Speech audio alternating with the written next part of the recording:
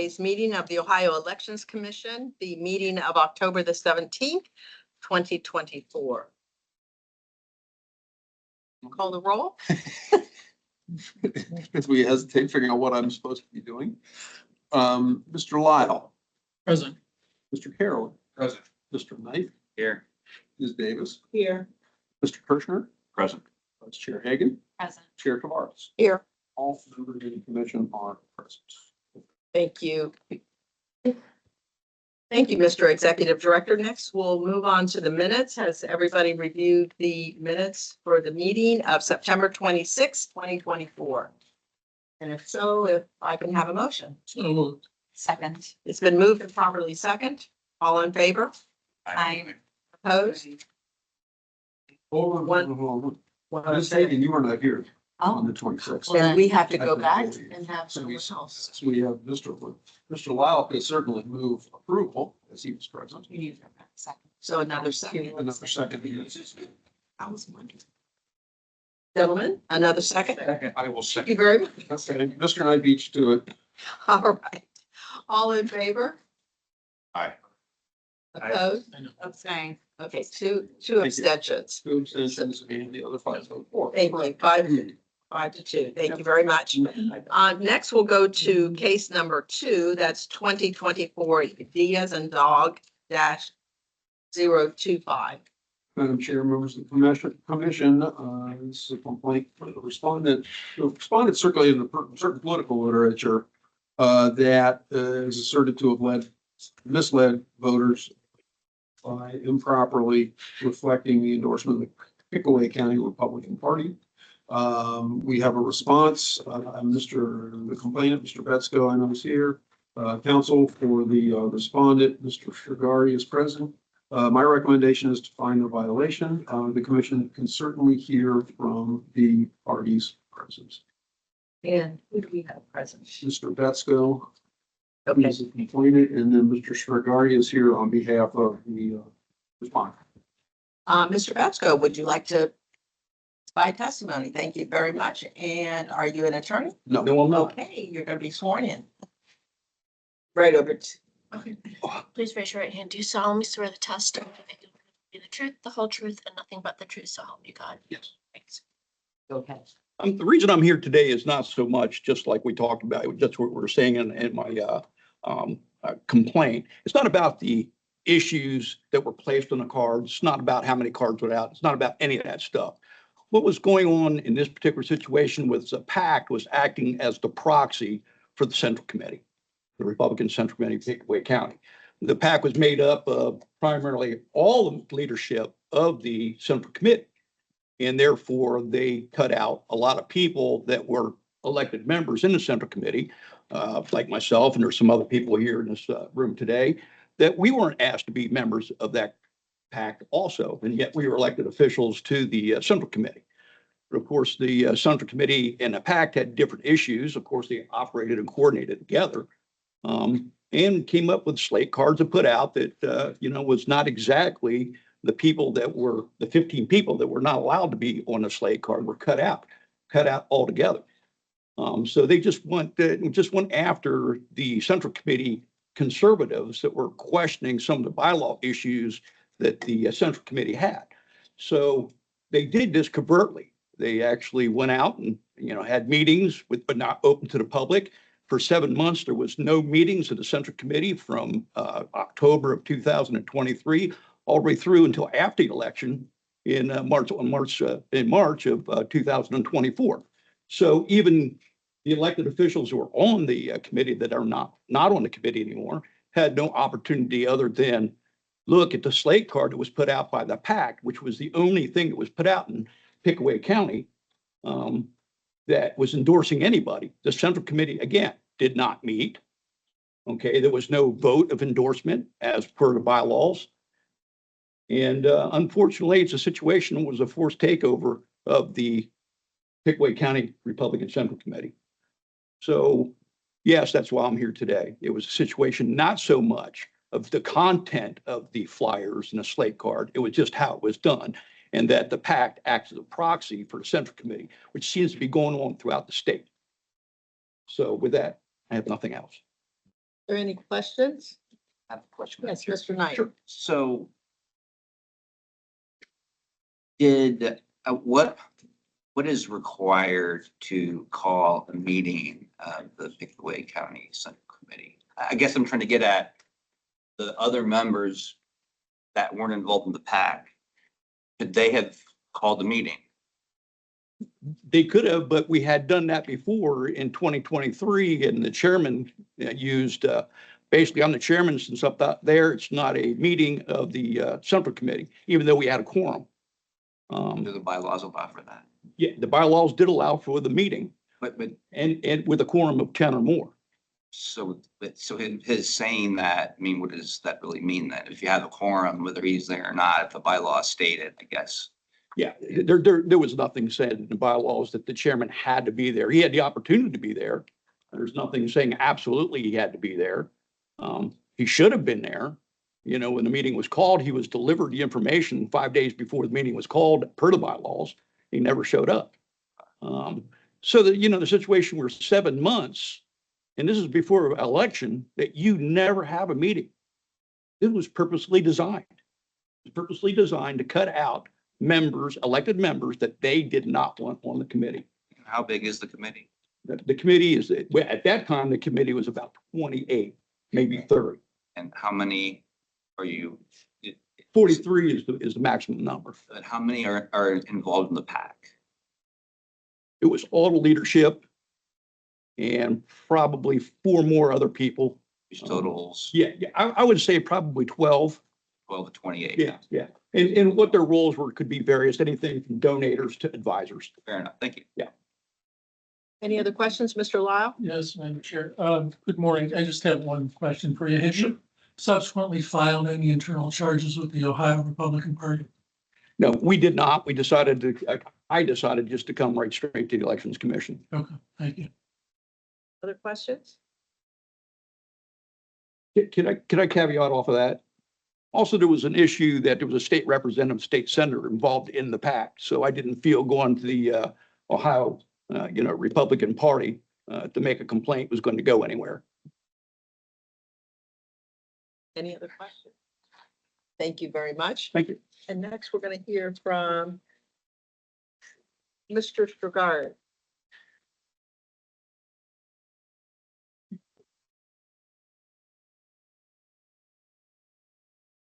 Excuse me. Good morning, everybody. Chair Tavares, Vice Chair Hagan. My name is Frank Strugari. I'm here to represent the respondents. Make Pickaway Great America, make Pickaway Great Again PAC, and the treasurer, who is Robert Colgrove.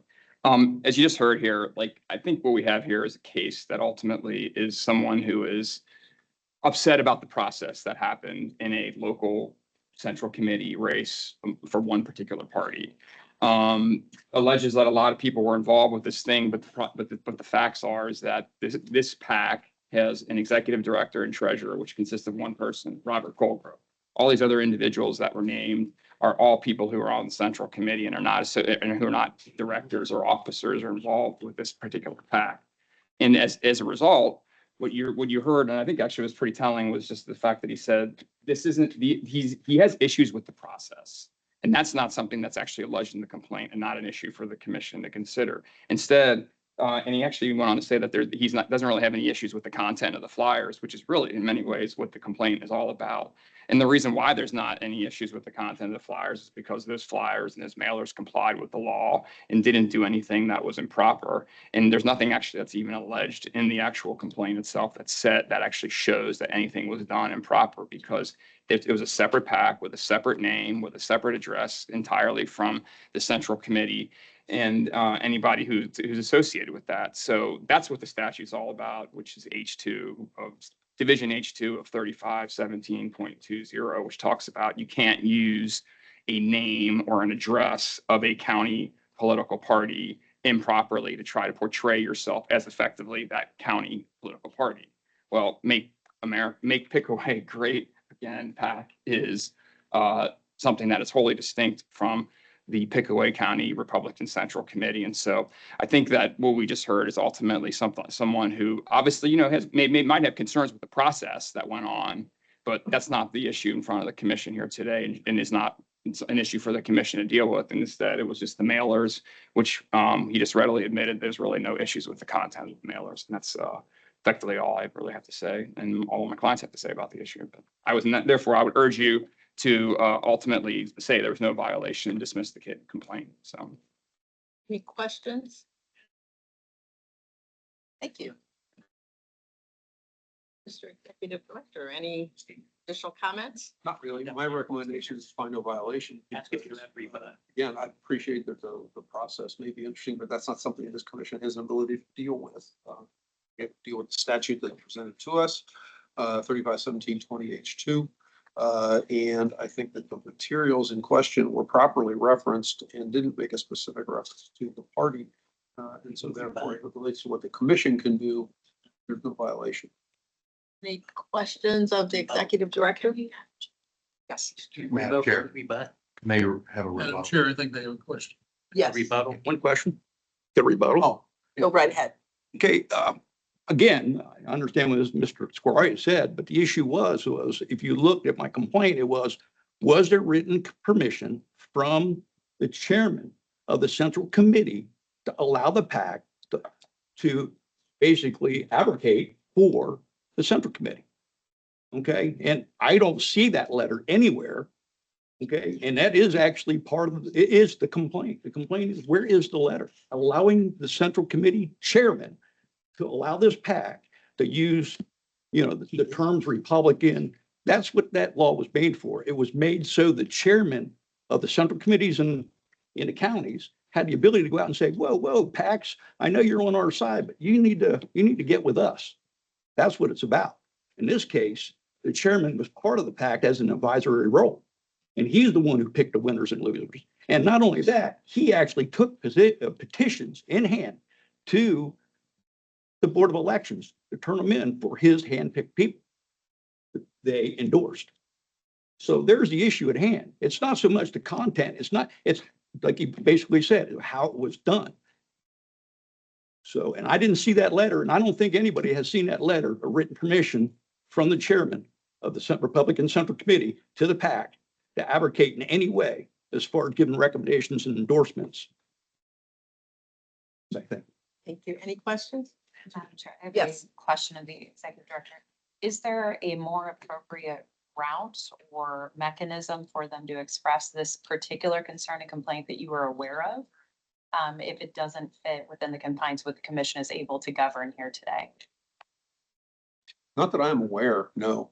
It sounds like more of an internal, to me, it sounds like more of an internal party matter.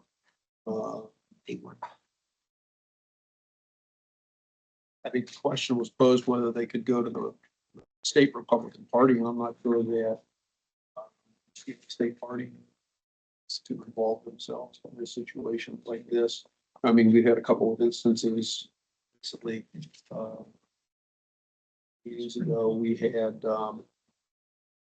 somewhat similar case to this, where the party was involved and they more or less said, no, we're staying out of that. And if you think back to the Park County case that we had before us a few months ago, the party was, throwing their hands up and not getting involved in this at all.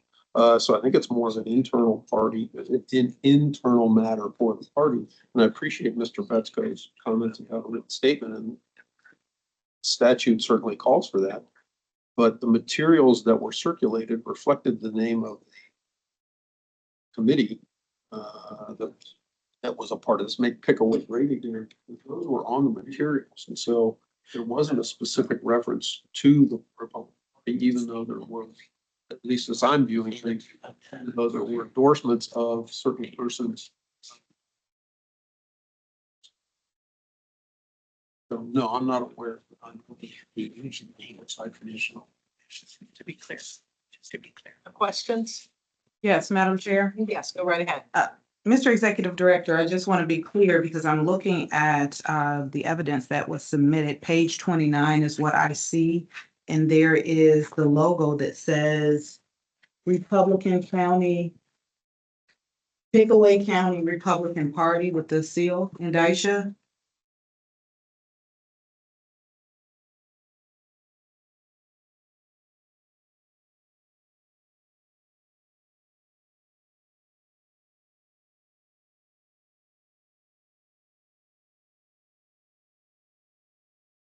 I see 20.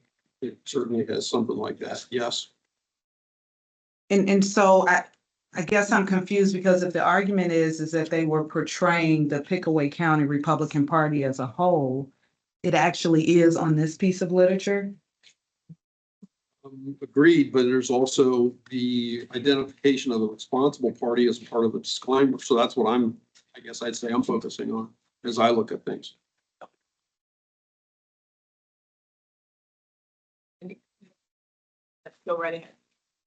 Would it be appropriate, for a question for the executive director, that they look at these things with those details in light, and if they have further complaints, that they frame them appropriately for the commission to consider? That's what you mean.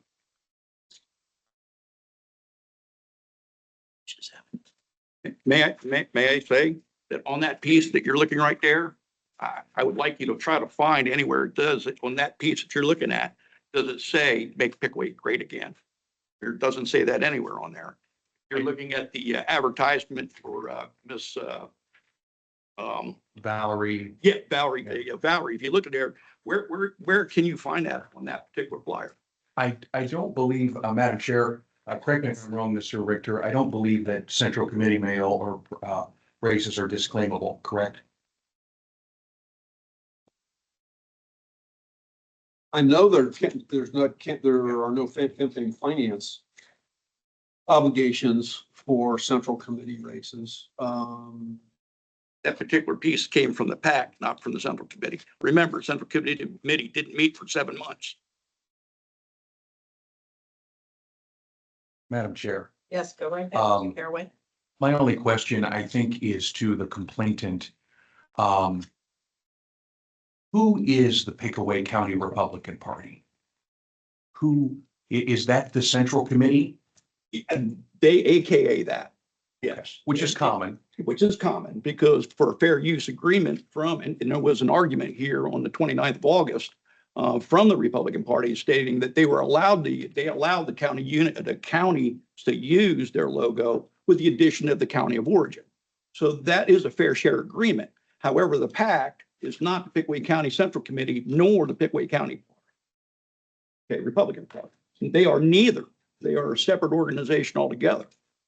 Okay, so the issue with the PAC is that they were a surrogate or acting for or a proxy for the Central Committee and a void because there was no Central Committee involvement in the elections for the primary, for a Republican primary for 7 months. And it was done by design by the chairman. Any further questions? Madam Chair, would you like to respond to that? Yeah, sure. Okay. Thank you. I mean, legally speaking, in the revised code, a central committee and a county party are separate entities, first of all, number one. And then number two, I mean, he just said that Make Pickaway Great Again is a separate body from this group. There's nothing that's portraying them acting on, notwithstanding the fact that he believes that there was all this nefarious actions going on in the background. There's nothing that suggests that on any of these mailers. And the question is, and as for the disclaimer, like, wasn't an issue in the complaint. There's nothing in there about that. And so I would say, like, both issues are sort of non-issues as what we're dealing with here, because the relevant statute at issue is 3517.20 in the division is H2, and it says, were these meant to mislead somebody to act like they were being sent out on behalf of a county political party? His complaint is against the Central Committee. So AKA, you can say that sometimes that Central Committee is also a political party, but they're separate entities. So the statute is even satisfied in that sense, because it's got to be misleading people on behalf of a entity that's trying to associate itself as a county political party. That's not happening here. I mean, this is based on what the affidavit says that we responded to. It sets forth all the facts that say this is a completely separate entity under the law. Nothing there misleads anybody. Thank you. Mr. Caraway, any other questions? Is there a motion?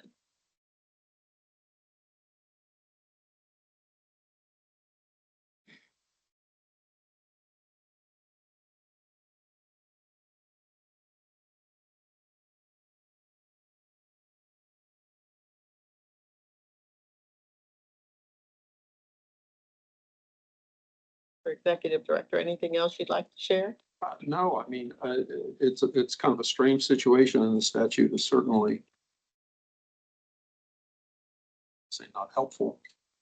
When it's included a couple of years ago, I know what they were trying to prevent, but I don't see a violation here myself.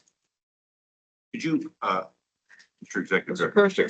yes, if you could just expound upon that a little bit, based upon the evidence in the discussion here today, has your view changed at all? And just go through, I'm inclined to adopt the recommendation, but I just want to hear in light of the evidence that's been presented here today, how has that impacted, if at all, your viewpoint? It hasn't changed my recommendation or viewpoint. I appreciate the arguments that Mr. Betzko has put forward. But as I view what's occurred here, you have materials that were circulated. There was no, I mean, there was indicia of a party on one piece of literature. It was properly reflected with a disclaimer. The material did not have any indicia of the party. It said, that they were certainly endorsed candidates, but as we've seen on material submitted to us, endorsed, I don't know if I want to say have a broad meaning. Endorsed says what it says, but that doesn't necessarily mean that it's coming from the party, even though it could certainly be interpreted that way. So if you look at the four corners of the statute that are relevant here, you continue to not see a violation. I do not see a violation.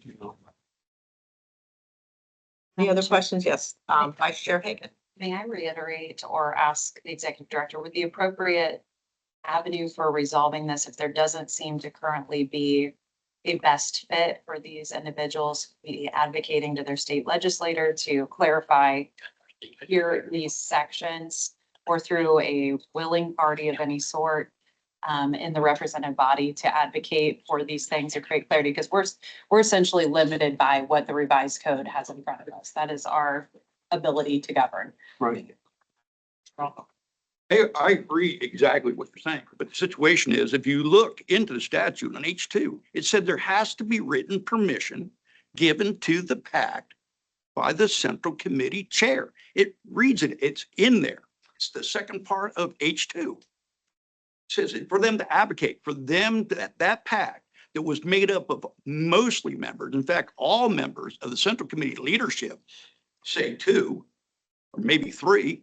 Okay, the rest of the PAC were all leadership of the Central Committee. They knew what they were doing, and they did it on purpose.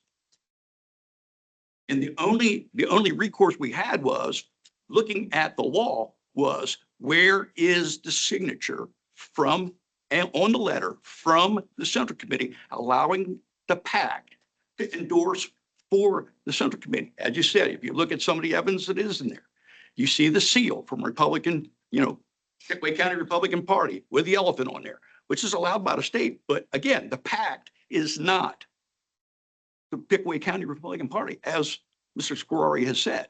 They're not. They're separate entities altogether. And that law was put into effect as far as the chairman of the party giving permission to the PACs to do that, is so they can reel in these PACs and say, who are you going to go after? Who are you going to endorse? We're going to endorse this person. It's coordination with Republicans or the Democrats. It doesn't matter which PAC and which party it is. The fact is, it is in there and it is written that there has to be a written consent from the chairman to the PAC, period. That is the violation. Thank you. Any other questions, comments? Yes. I Go ahead. apologize, Madam Chair. This is Mrs. probably lengthier than we anticipated for this particular case, but of these executive director, if the allegation does not align with this section of the code being referenced, I mean, in short, the summary, again, is there potentially just a misalignment of things here that might be reconsidered in a different scenario, or would maybe laying this on the table for now, allowing for extension of this case, people to have other parties present these written permissions, et cetera, would that be appropriate in this scenario? Well, I mean, it's certainly an option that the commission has available to itself, yeah. If you contest that hearing, it's not,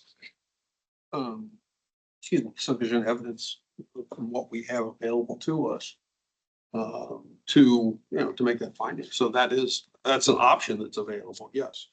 Madam Chair. Yes, Yeah, Mr. Lyle. if I may, piggybacking off of Commissioner Hagan's comments, I think there's, to me, just very simplistically, this doesn't meet the smell test for me. You know, I'm looking at here with my counterpart at the slate card, and it says endorsed Republican Central Committee candidates. Obviously, there was, in my opinion, something here as a subterfuge to not let people know that you know, this was not the central committee here, that it portends that it is the actual central committee making these endorsements. And I think the only way to ferret this out would be move it to a hearing. That's really where we would get more evidence in. And we could then make a decision after, and not a fast decision, but consider the evidence and give some more thought to this. So based on that, I would make a motion to move this to a hearing. Second. It's been moved and properly second. Any questions from the commission?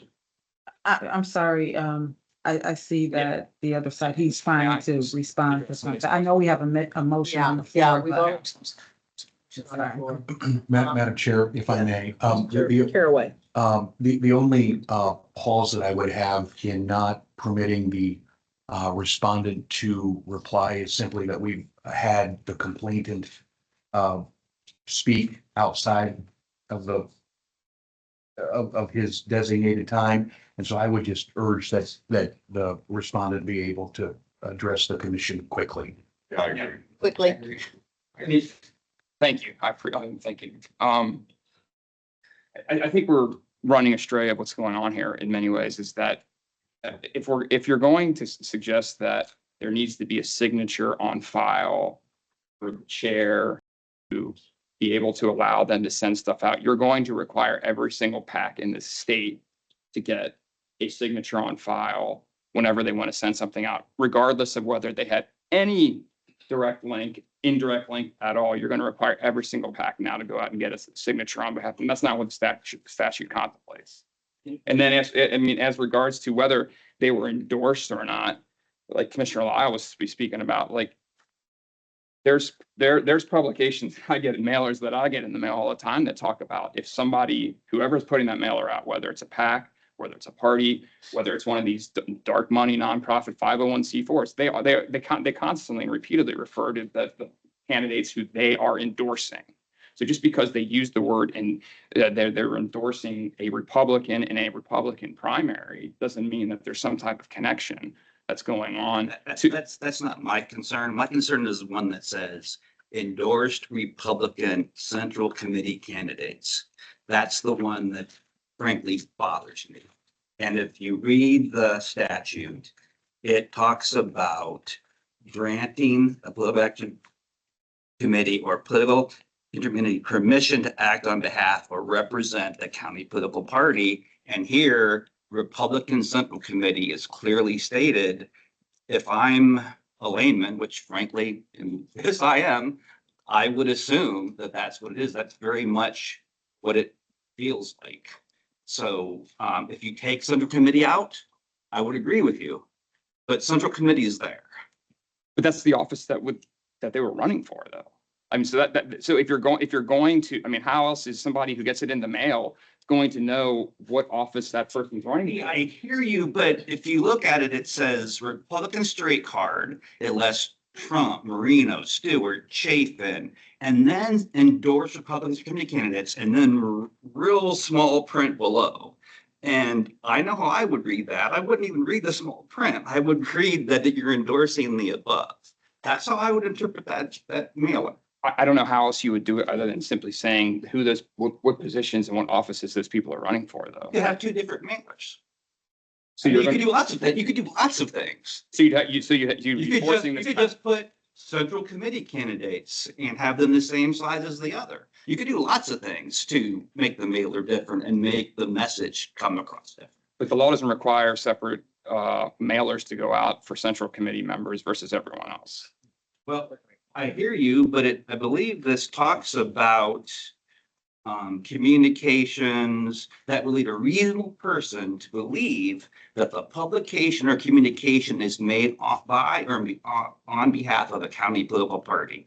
I would take this mailer in my hand in my home, and I would believe that the top set in large print with big checks and pictures was endorsed by the Republican Central Committee. That's what I, as a reasonable layman, would believe.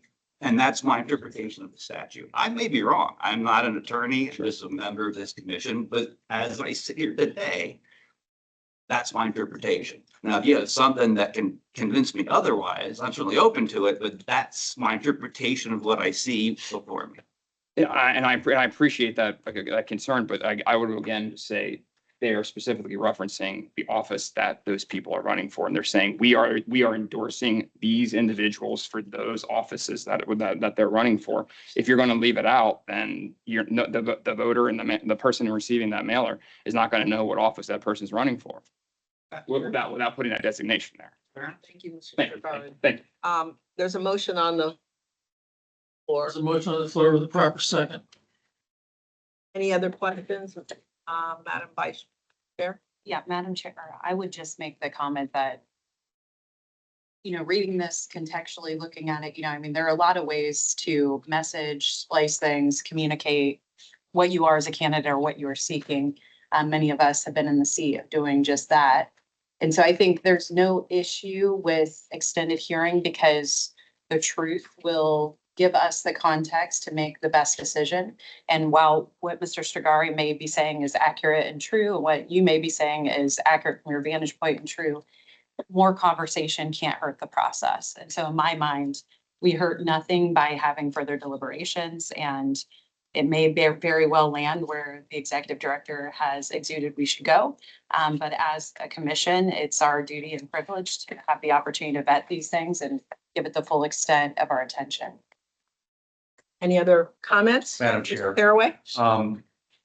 In looking at the material and when the executive director sent it out last week, I spent some time with it, and I would just, my colleagues, I don't necessarily disagree with anything that's been said, but central committee mail is held at a different standard, or central committee, campaigns for central committee are a little different than a traditional campaign committee. And I would ask the executive director to research that and make sure that I am accurate.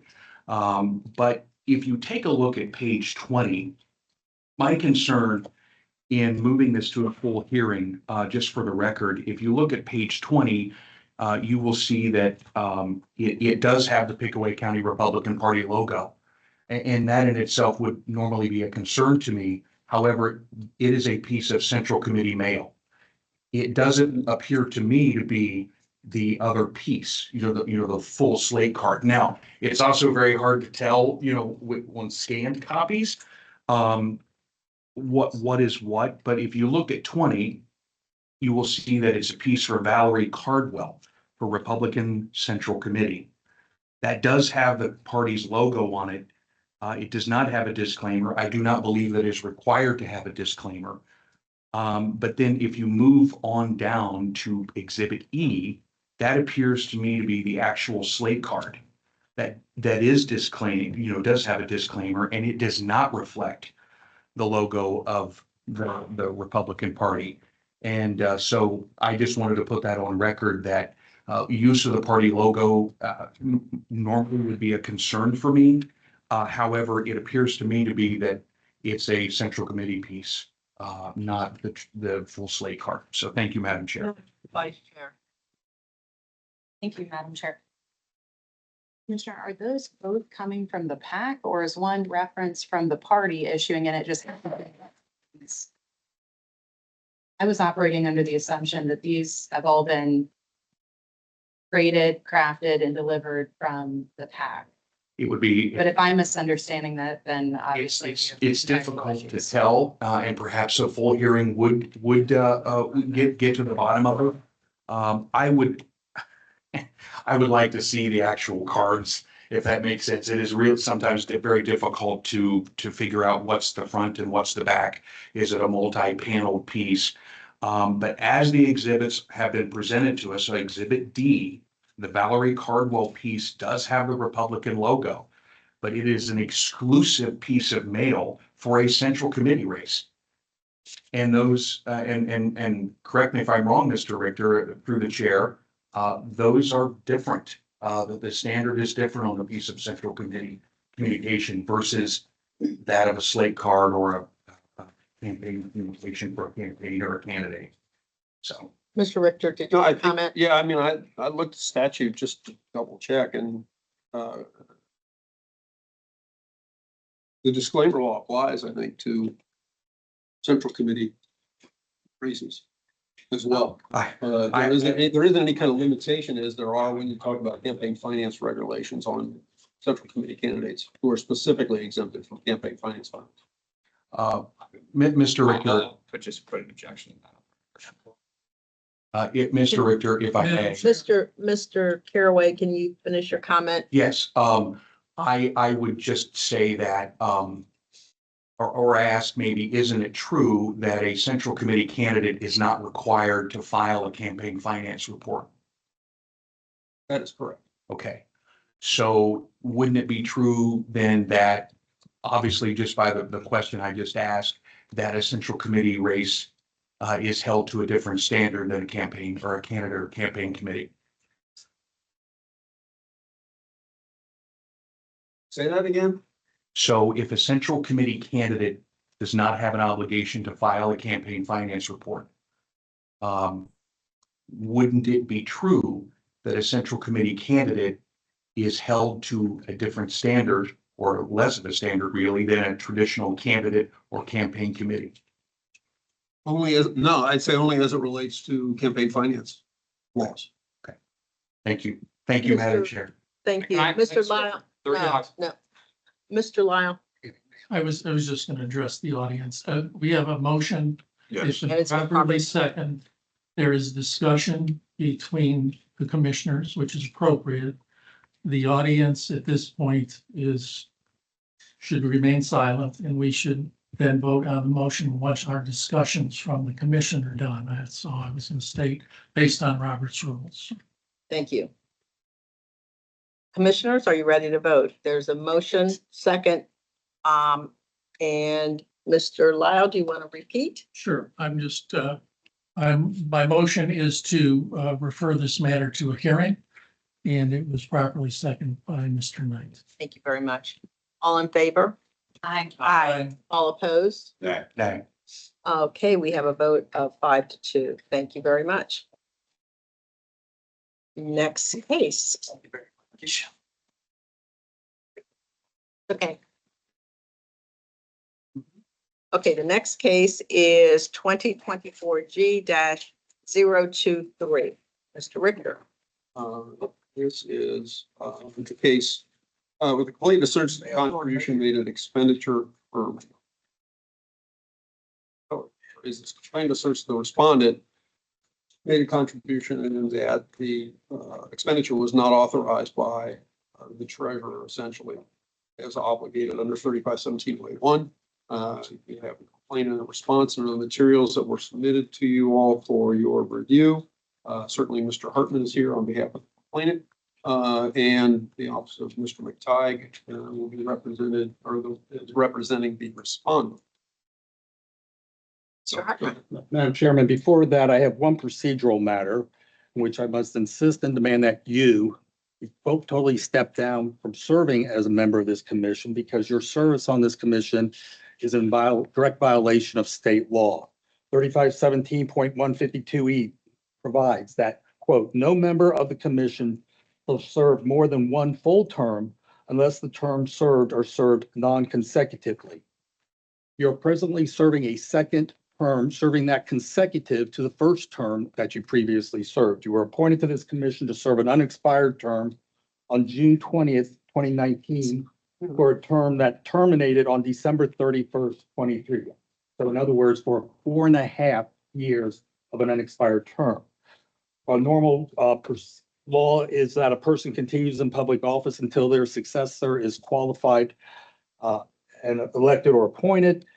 State law specifically provides that for members of this commission, if a successor is not appointed, the term terminates 60 days later after the ending of their term, which in your case would have terminated on February 29th, 2024.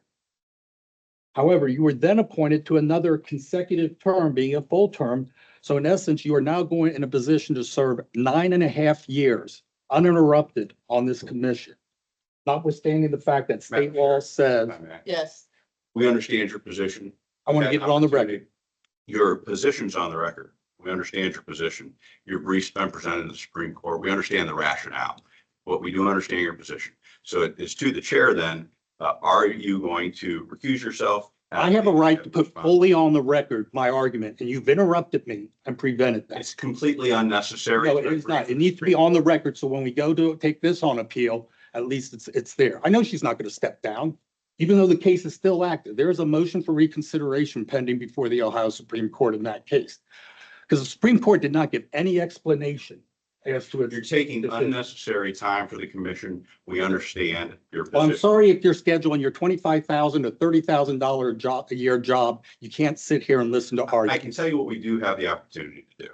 We can continue if the commission is being approached in a way that's disrespectful or unprofessional. We understand your position. If you want to wrap it up briefly, then you may. It is If you want disrespectful to have interrupted me and not you allow want me to put continue, everything on this the is- record. This is the commission. We establish the ground rules. We don't need to go into unnecessary discussion. We understand your position. It's been presented to the Supreme Court. She'll have an opportunity to briefly respond. If you continue in a disrespectful way, we'll just continue the hearing and reschedule it for some later point in time or decide what we'll do in the interim. Now, if you want to wrap it up briefly, you can move forward. If you want to argue with me, in addition to presenting things to the chair, I think that's also an unnecessary waste of Well, I time. think it is unprofessional to have interrupted me. You're not even the chairman. If she wanted to stop me as chairman, okay, maybe that'd be appropriate. But it's unprofessional for just some member to chime in to cover for the chairman. Yeah, we followed the Yes, appropriate I'm protocol. about to say, and I was wrapping it up until, I mean, we spent more time listening to you than I would Why have don't you just had wrap it? finishing it up. And it is clearly, I will say it is clearly contrary to both the letter and the spirit of the law that one person should serve on this commission for an uninterrupted term of 9.5 years. And you are serving illegally and should step down from this hearing here today. Thank you, Mr. That's where I Hartman. was finishing up. Thank you, Mr. Hartman. You've made your statement. Mr. Richter. The matter was dismissed by the court. I appreciate that. I too wanted to see more from the court in terms of a response, but the matter's been dismissed. I mean, I appreciate that you filed that motion for reconsideration, but I don't believe that that's going to allow the court to reconsider its decision. It may expand on it or it may not, but the decision has already been handed down. The case is dismissed. And so I believe at this point, the chair is properly seated. We have had other circumstances where persons have sat for well beyond 5 years when they did not sit for a full term initially and then were reappointed. Certainly the history of the commission has reflected that to be the case. But the commission is not above the law. Thank you, Mr. I Hartman. don't disagree with you, and I don't believe the commission is above the law as it relates to this. Do you want to go forth with your case? So you're refusing. No, to I'm not step down. recusing myself. Say again? I'm not recusing myself. The matter here, and I think the director's recommendation is to find a violation because clearly the state law and the language is no, I said 3517.01, 0.081, subparagraph A, second sentence, no campaign committee shall make any expenditure other than through the campaign treasurer. That limits who can make the expenditures on behalf of the campaign committee. Second paragraph of that section does allow the treasurer to appoint assistant or deputy treasurers who also have that power if they are so appointed. But in this case, Mr. Weinstein was not campaign treasurer, was not a deputy treasurer, yet he made the expenditure of writing a check on behalf of the campaign committee. That clearly violates both the letter and spirit of the provision that says no campaign committee shall make any expenditure other than through the campaign treasurer. Does not say campaign treasurer or candidate. It's a violation of the clear letter of the law. Thank you. Any questions of Mr. Weinstein? Mr. Hartman? Go right ahead. Good morning, and Good thank you morning. for having me. My name is Stacy Hoff, and I'm an associate with McTighe and Colombo. My co-counsel is here, Corey Colombo, and we are here to speak briefly on behalf of the respondents. I'm sure everyone is familiar with the facts, and the facts are pretty straightforward. There was a check signed on August 4th, 2023, and that's the nexus that all this is stemming from. So I'll jump right into argument and touch on what I think is most important, and I'm happy to answer any questions the commission has. As a threshold matter, and I think it's important to bring this up first, we believe that this complaint is barred by res judicata. Res judicata, specifically claim preclusion, does apply to Ohio Election Commission hearings under both judicial precedent and also the rule, the administrative rule 3517108B, which states that Civil Rule 18A does apply to commission proceedings. And claim preclusion is, not to bring everyone back to law school and civil procedure and all that, but claim preclusion occurs when there are the same facts, same parties from the same nexus that has already been decided by an adjudicative body. And the Ohio Elections Commission can sometimes act in an administrative role, or they can sometimes act in a quasi-judicial role. And what that turns on is the disposition of the earlier action. So here we have the same parties, identical parties. We have the same facts. It's the August 4th, 2023 check that Representative Weinstein signed. And we had an adjudication on that in 2024 G008. And that was dismissed by the commission it was resolved on a legal question. That was about whether Clock Tower Collaborative, which is who received the check from Representative Weinstein, was a nonprofit 501c4, I believe. And so at that time, it would have been proper for Mr. Hartman to bring this claim because it arrived out of the same set of facts, ready for adjudication, and this commission had jurisdiction to make a ruling on that. Those facts were known. This is just an alternate legal theory stemming from the same interaction. So as an initial matter, we do ask this case be dismissed on the claim preclusion grounds. Thank you, Ms. Hoff. Any questions? Thank you, Mr. Executive Director. No, I do get rebuttal, don't I? Go right ahead. I believe that was just our first argument. She was. Yes, I'm sorry. But in the alternative, if the commission doesn't want to dismiss it on res judicata grounds, I do have some substantive arguments to address the remainder if that is not something that the commission finds. So the purpose of 3517081A, that all expenditures go through the campaign treasurer. What is the purpose of that? The purpose is to provide oversight. So the campaign treasurer is in the loop. They can approve different expenditures that are being made. There's a purpose behind that rule. It's not so literal as to say must physically sign every check. And these rules about the treasurer's duties, they're all over the administrative code. They're all throughout the Ohio Revised Code. Rule 1112413 says the treasurer, a campaign treasurer, shall fulfill all record keeping duties, record keeping. And one way to do that, as Mr. Hartman pointed out, is to have the treasurer sign the checks. But that is not the only way. That is not the exclusive way. That is not what the General Assembly said was the exclusive way. So another way could be to talk to the treasurer and say, I'm going to be doing this. I will give you the receipt or a copy of the canceled check. It's approved, it's discussed. And that is the case here. Mr. Hubey, who was serving as the campaign treasurer at the time of this expenditure, he submitted an affidavit, I believe everyone has.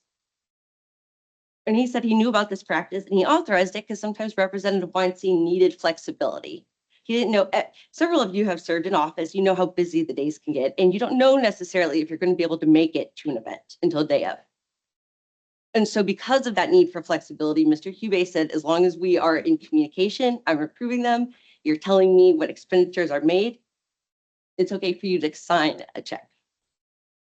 And that is supported, we believe, in the plain language of the statute. So if you look at the statutory definition of candidate 351701C3, it is someone who receives contributions and makes expenditures for the purpose of bringing about their election of public office.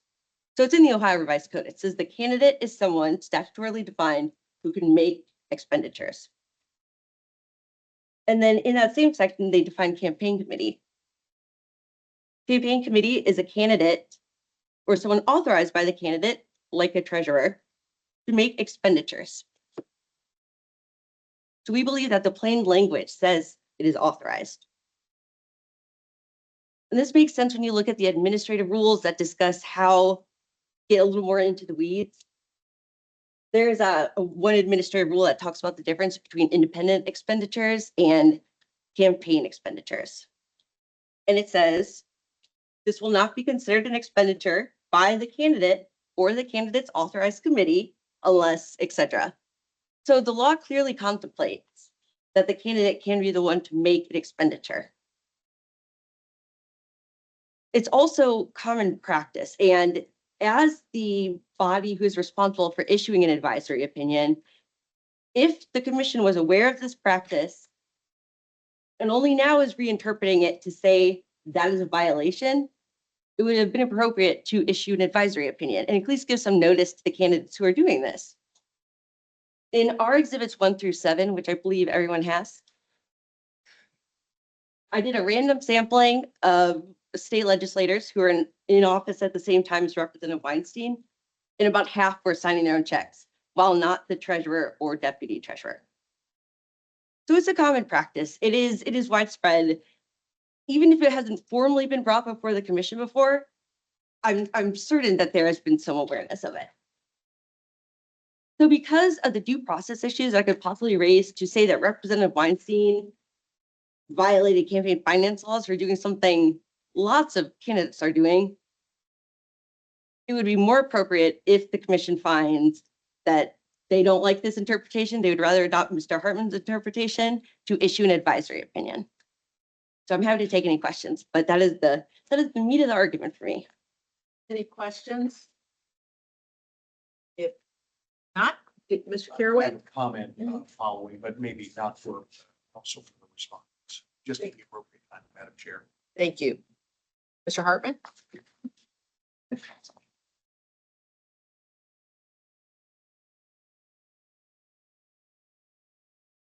Madam Chairman, I want to kind of address the arguments in order and as well as the memorandum of law that the respondents offered. In arguing that res judicata precludes this, they cite to the previous case 2024 G008.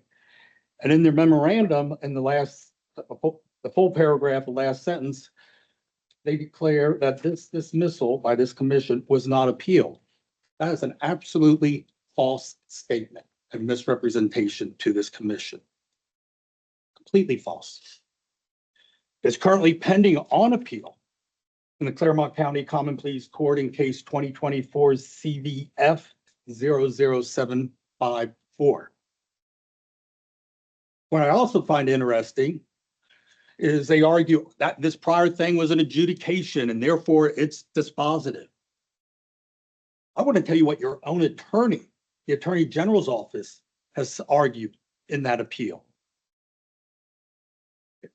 For first introduction, Appellant Barbara Hartman attempts to appeal a non-adjudicated decision by the Ohio Election Commission. Goes on in the memo, the commission acted in an executive, not an adjudicative function. Argues we're not entitled to appeal because this court lacks jurisdiction, that being the Common Pleas Court, to consider an agency order that is not adjudicated. That's your own attorney saying that. Now, if you want to say it was adjudicated, go ahead, but you better tell your attorney to make a correction of the representation he made to the Claremont County Common Pleas Court.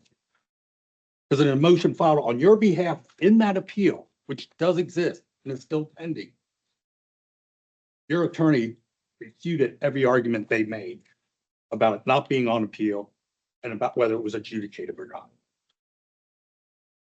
So to come in here today and tell this commission there's no appeal and it was adjudicated is a complete misrepresentation.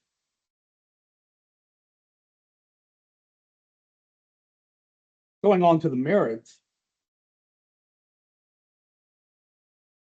What they're asking you to do is to amend state law, to change state law, to strike provisions out of the state law that they find, and this commission may find inconvenient, unreasonable, or we've always done it otherwise. That's not within the power of this commission. That is a legislative function exclusively within the domain of General Assembly. You look at 3517.081A. It says, and this is it, the second sentence, no campaign committee shall make any expenditure other than through the campaign treasurer, which I looked at the dictionary definition of through, by means of the treasurer. You know, but you look at other provisions in that section, 3517.081. It says, first, each candidate shall have only one campaign committee. And that campaign committee, not the candidate, the campaign committee is for the purposes of receiving contributions and making expenditures. Receipt of contributions, expenditures occurs only by through the campaign committee. Next sentence says, and that campaign committee makes its expenditures only through the treasurer.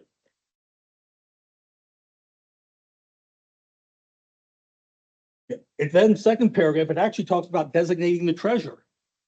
This is interesting. The candidate shall designate the candidate or a member of the candidate's campaign committee as the candidate's campaign treasurer. State law says if you're the candidate, you can appoint yourself as the treasurer. Again, it separates candidate and treasurer, but it can be one and the same if that candidate appoints him or herself as the treasurer.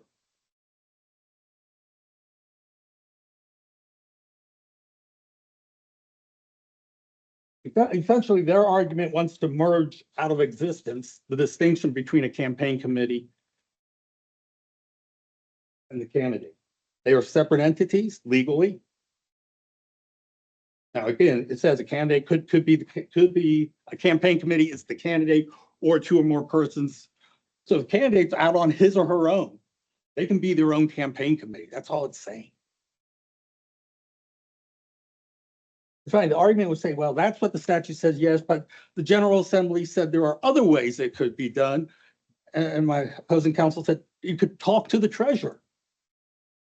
Where in the revised code did the General Assembly say just talk to the treasurer? It didn't.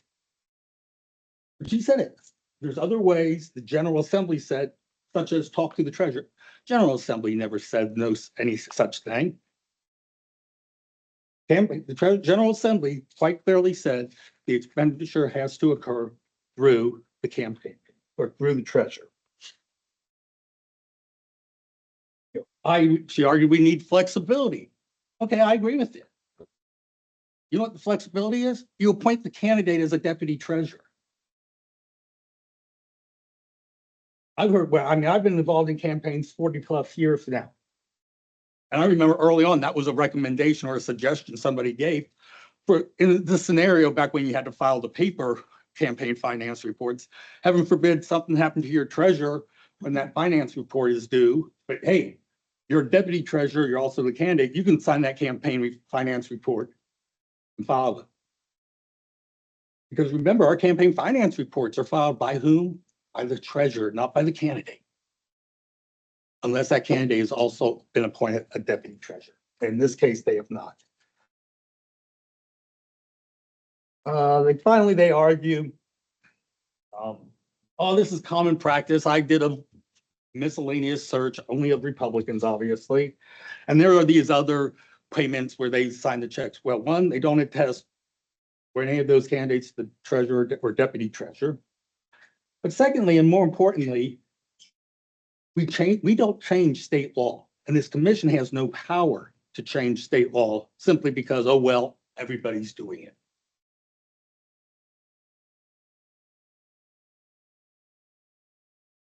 Ms. Hagan, in the previous case, you said we're limited by what the ORC has in it. That is true. And you don't change it just because, quote unquote, everybody's doing it. The executive director, I know, recommended a violation and $50 fine. We would agree with that. Thank you. May I make a brief Yes. rebuttal? Thank you. I'm gonna get a short rebuttal then, since I'm the proponent. Yes, you will, Mr. Hart. So I'd like the record to reflect the snideness with which that comment was made. I do agree with Mr. Hartman that the Ohio Elections Commission, this body, is not the General Assembly, and the General Assembly is who enacts our laws. And the General Assembly, we presume that they know what they're saying when they enact a law, that they say what they mean, and that they have the ability to amend a law to say what they mean if the body decides to change the approach. Go through the treasurer does not say sign. And restricting, if this commission restricts the means by which the General Assembly intended campaign committees to be able to make expenditures, that's the legislating. You are taking away alternatives that are available via the directive of the General Assembly. Go through, just, it doesn't mean physically sign. So this case all turns on the meaning of what through means, that verb. And that verb encompasses a lot. It does not say physically or personally sign. And that also brings into question many of the administrative rules, this guidance issued by the Secretary of State that would be affected by saying the treasurer has to physically, personally sign each check. Also, there's a lot of debit card usage, frankly. How would that, if we had to say that the treasurer had to sign each expenditure, that would mean that no candidate could use the campaign committee's debit card. There's ripple effects to adopting this approach. And I won't go too much into the res judicata argument. I agree with Mr. Hartman's universe that he provided about the adjudicative versus the quasi-judicial, executive function. I go into that a little bit more in my brief. But what I did want to point out is the 10th District Court of Appeals has recognized that the Ohio Elections Commission, when it resolves a question of law, and it doesn't need to take evidence to have a full hearing, can issue an adjudication at the stage of a preliminary review. So it is our opinion, despite the parallel case going on in Claremont County, that it was an adjudicative order. So thank you very much. Thank you. Thank you. Mr. Hartman, I don't have anything to rebut. There wasn't anything added there. any questions of the members of the commission? Madam Chair, Caraway. if I may. Thank you, everyone, for being here today. In Madam Chair, and just looking at the material, I know we have three former members of the General Assembly on this commission, so they certainly have a lot more experience than I do. But having advised dozens upon dozens of candidates for the General Assembly, that they had always been told that, you know, your campaign treasurer signs the checks, or you can appoint yourself as a deputy, you know, have yourself appointed as a deputy treasurer. There are many times I know of a candidate that takes 2 or 3 checks and keeps them in their wallet, so that if they're at a pie auction, as an example, that they have a signed check from the campaign treasurer. And you know, just because it is always been my feeling that just because a candidate is a signatory on a bank account does not mean that they are the treasurer or the deputy treasurer. They would take that next step. And so I just wanted to put on the record, Madam Chair, that I agree with the recommendation of the executive director. And in fact, if there needs to be a change here, that would be for the folks at the Ohio General Assembly to make that more clear. So thank you. Thank you, Mr. Caraway. Any other comments, Madam Chair. questions? Yes, Mr. Lyle. Yeah, I have comments. When I look at this case, I believe it's actually a relatively simple case. And it comes down to language versus practice. Now, we all come to this table as commissioners with different backgrounds. Everybody knows my background's in labor. And I have had dozens of cases like this when you look at a practice that's consistent or clear language. And I've had probably arbitrated a dozen just on past practice and what takes precedence. I had this conversation with Mr. Richter when we first got this case prior to any evidence from the respondents. And at that time, I did not agree with his recommendation. I still do not. And the reason is because arbitrators have always looked at cases, judges, and they have looked at what does the clear language say, what is the practice? And they have ruled that you certainly can, from a management standpoint, you can put in the practice, but you can't do it without notice, number one, because to do so would be discriminatory. And if you look at the memorandum of support, I would refer you to paragraph D, where it says either the commissioner or secretary have considered this practice in the past and decided not to violate the code. And an abrupt change of heart without prior notice to any candidate engaging in this practice.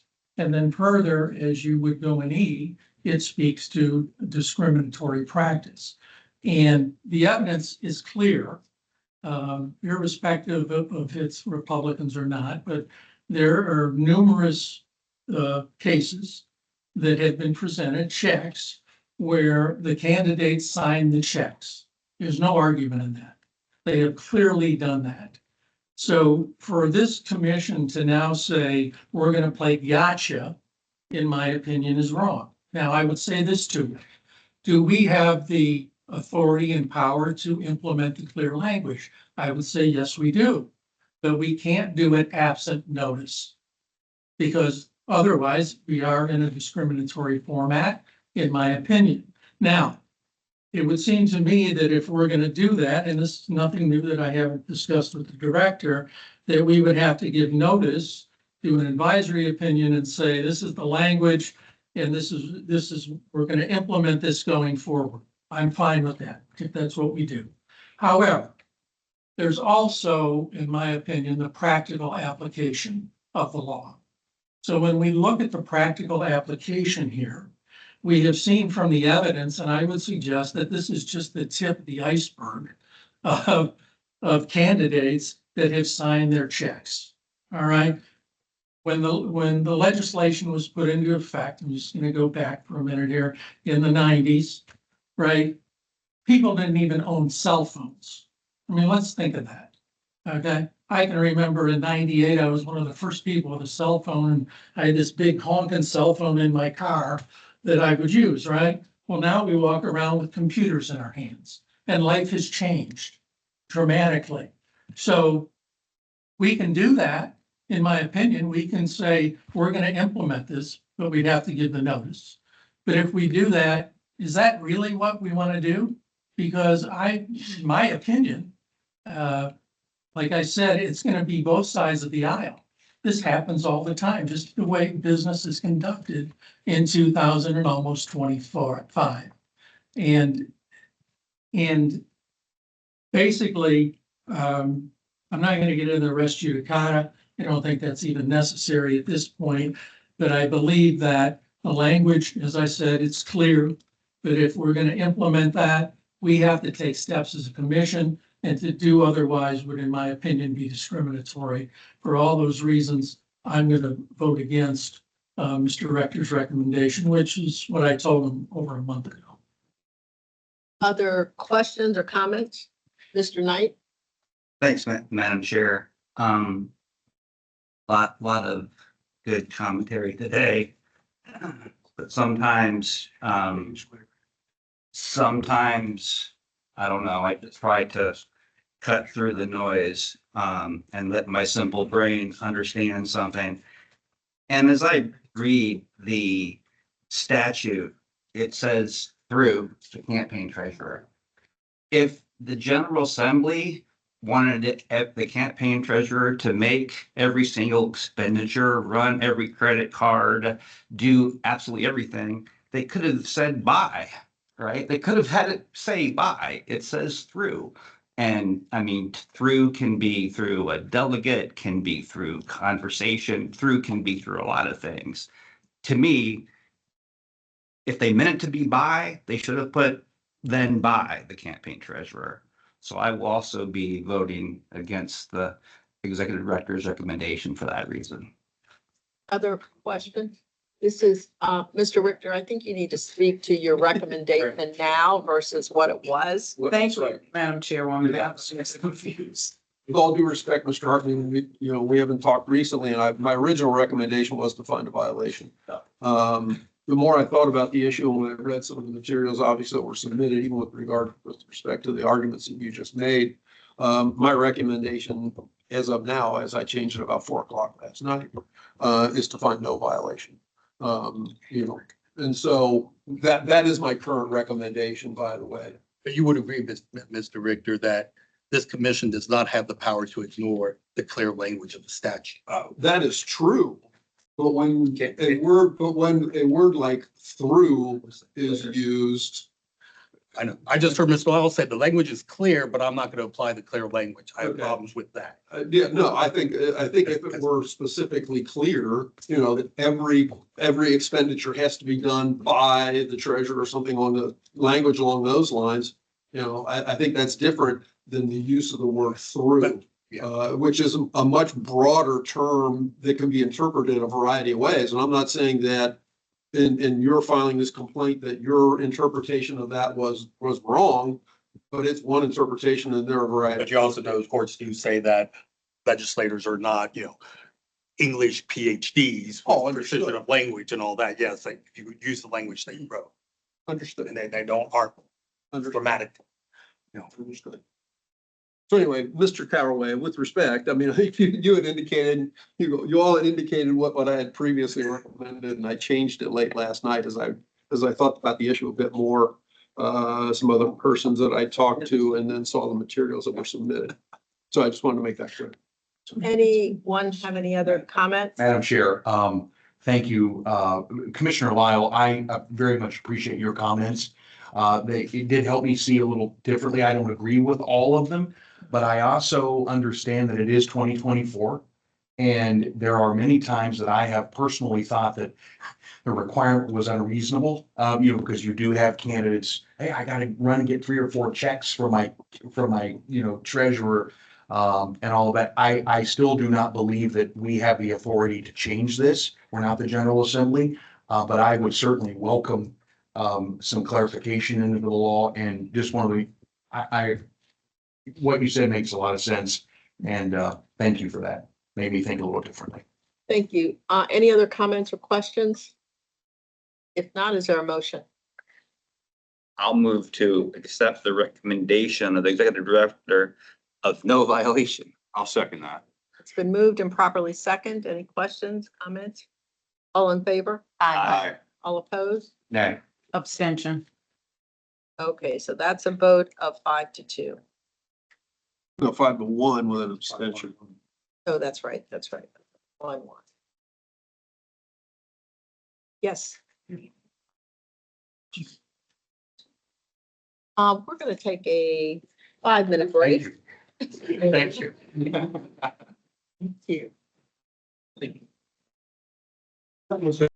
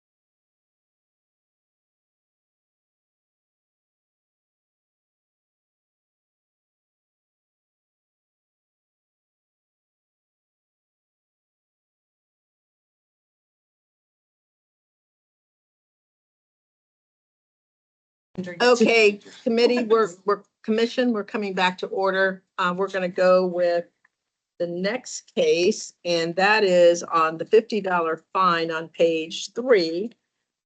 It is case number 2024 R-393. This is Mr. Executive Director. There. This is a referral from the Claremont County Board of Elections against Diane Fisher for Ohio. The report was filed a little bit more than 2 weeks late. A response was submitted that I provided to all of you a synopsis of the explanation that was provided. My recommendation is to find a violation, impose a fine of $50. Certainly the commission could hear from Ms. Fisher further. She could be sworn and make a statement to the commission. And if the commission wanted to go in a different direction than my recommendation, I would certainly understand and respect that. Ms. Fisher, if you wanted to step up and be sworn, you can make a statement to the commission. Please raise your right hand. Solemnly swear the testimony that you will give will be the truth, the whole truth, and nothing but the truth, so help you God. Thank you. Go ahead, Ms. Fisher. Thank you, Commission. I don't want to take up much of your time today. I really wanted to come and to follow up on my treasurer's response, make sure that that was received, and to let you all know that I am a first-time candidate and I am learning a lot. And even coming here today was part of my learning. I wanted to come so that I could have a better understanding. And oh my gosh. And then my question is, do I pay my fine or does the treasurer pay my fine? Be careful. I'm sorry. Thank you very much, but the question is a good one.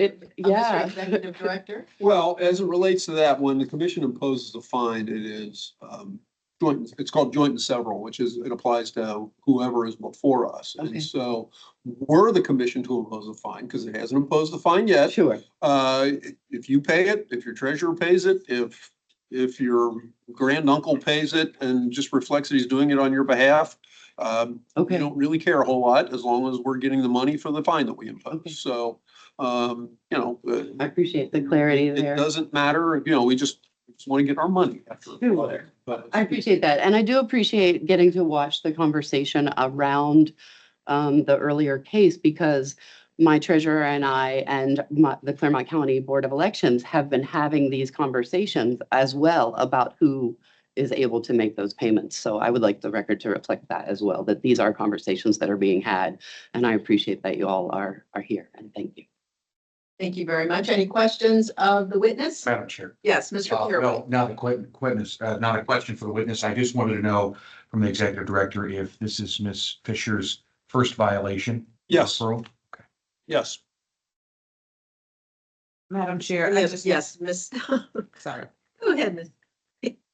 I just wanted to make a comment. Thank you, Ms. Fisher, for being here and your intentionality of wanting to understand and know. As a former candidate and elected official, a lot of times we don't. And it's very difficult and each county is different. So thank you for taking the time to come to learn and best of luck to you. Thank you. Any other questions or comments? Thank you very much, Ms. Fisher. Thank you. Mr. Executive Director. my recommendation stands because I kind of work with standards, but like I said, if the commission wanted to go to a good cause level to respect her presence here, I certainly understand and respect that. Madam Chair, Yes. I'll make a motion for good cause. Is there a second? Been moved and properly second. All in favor, say aye. Aye. Opposed? Nay. It's been approved by a vote of 6-1. Thank you very much. So you have no violation?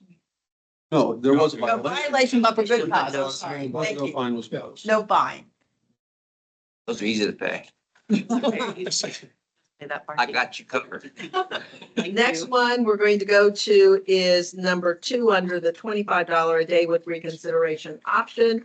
And this is 2023 S as in Sam -014. Madam Chair, members of the commission, this is a referral from the Secretary of State's office in which they allege that this candidate did not file their campaign finance report.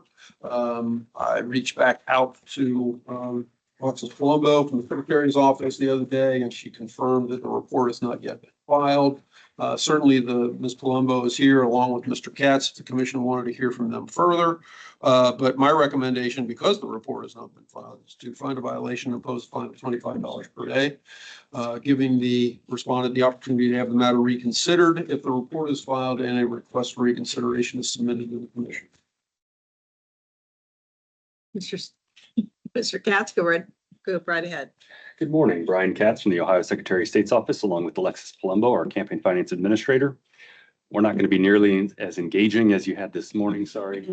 No objection to the executive director's recommendation. Thank you very much for your time. Thank you. Any questions of Mr. Katz? If not, thank you very much. Mr. Executive Director, any other comments? Nope, I've made my recommendation. The commission can go forward. Madam Chair. Yes, Mr. Lau. I'm sorry, I'll move the executive director's recommendation. Second. It's been moved and properly second. All in favor, say aye. Aye. All opposed? It's been approved by a vote of 7-0.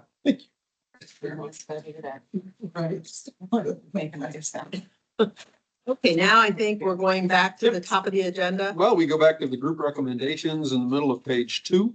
And I will go ahead and start with the first.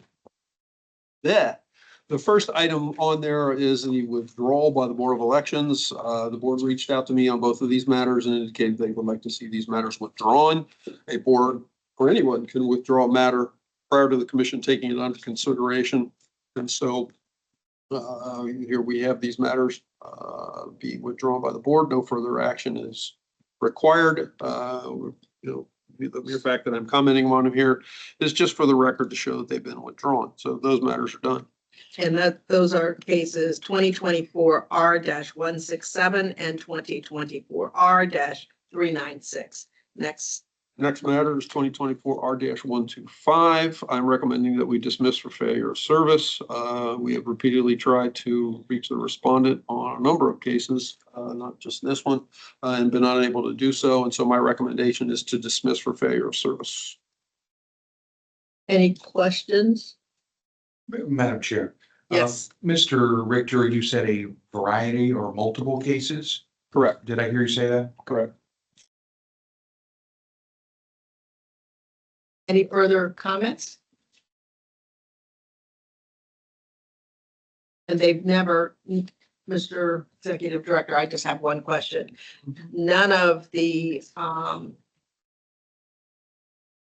cases have been served. Is that Well, correct? we have had service on some and we've made findings going back to 2018. This was actually good cause. Subsequent to that, there's one where dismissed for failure of service and others we've had findings. So, here we didn't get service and so I'm recommending that it be dismissed. Yeah.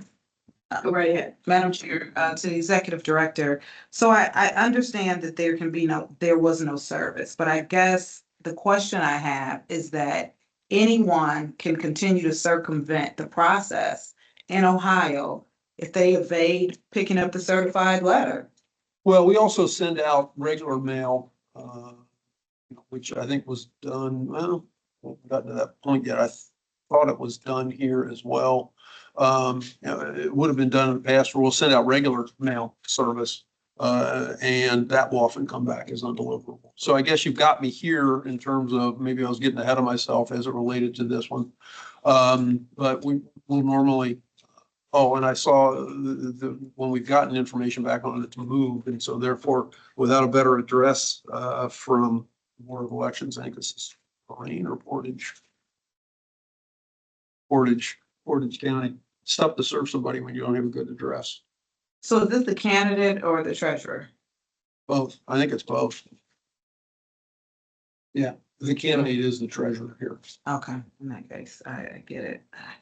I just think we gotta come up with a better something. I don't know what that is, but We regularly reach back out to the board to get updated information from them. And if they've got it, they'll give it to us. Vice Chair Hagan? Thank you, Madam Chair.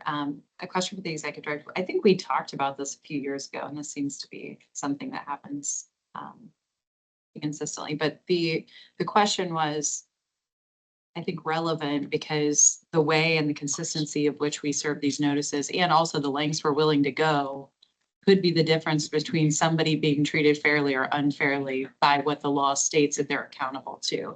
And so interestingly enough, like one of the people that we dismissed a case for a few years ago was somebody that was like a fellow business school graduate, Malone University of mine, and they lived in Cuyahoga, I lived in Stark. It's like I could have probably found them if I wanted to via Facebook and other ways really pretty easily. Actually, I was watching like notices about his babies growing up.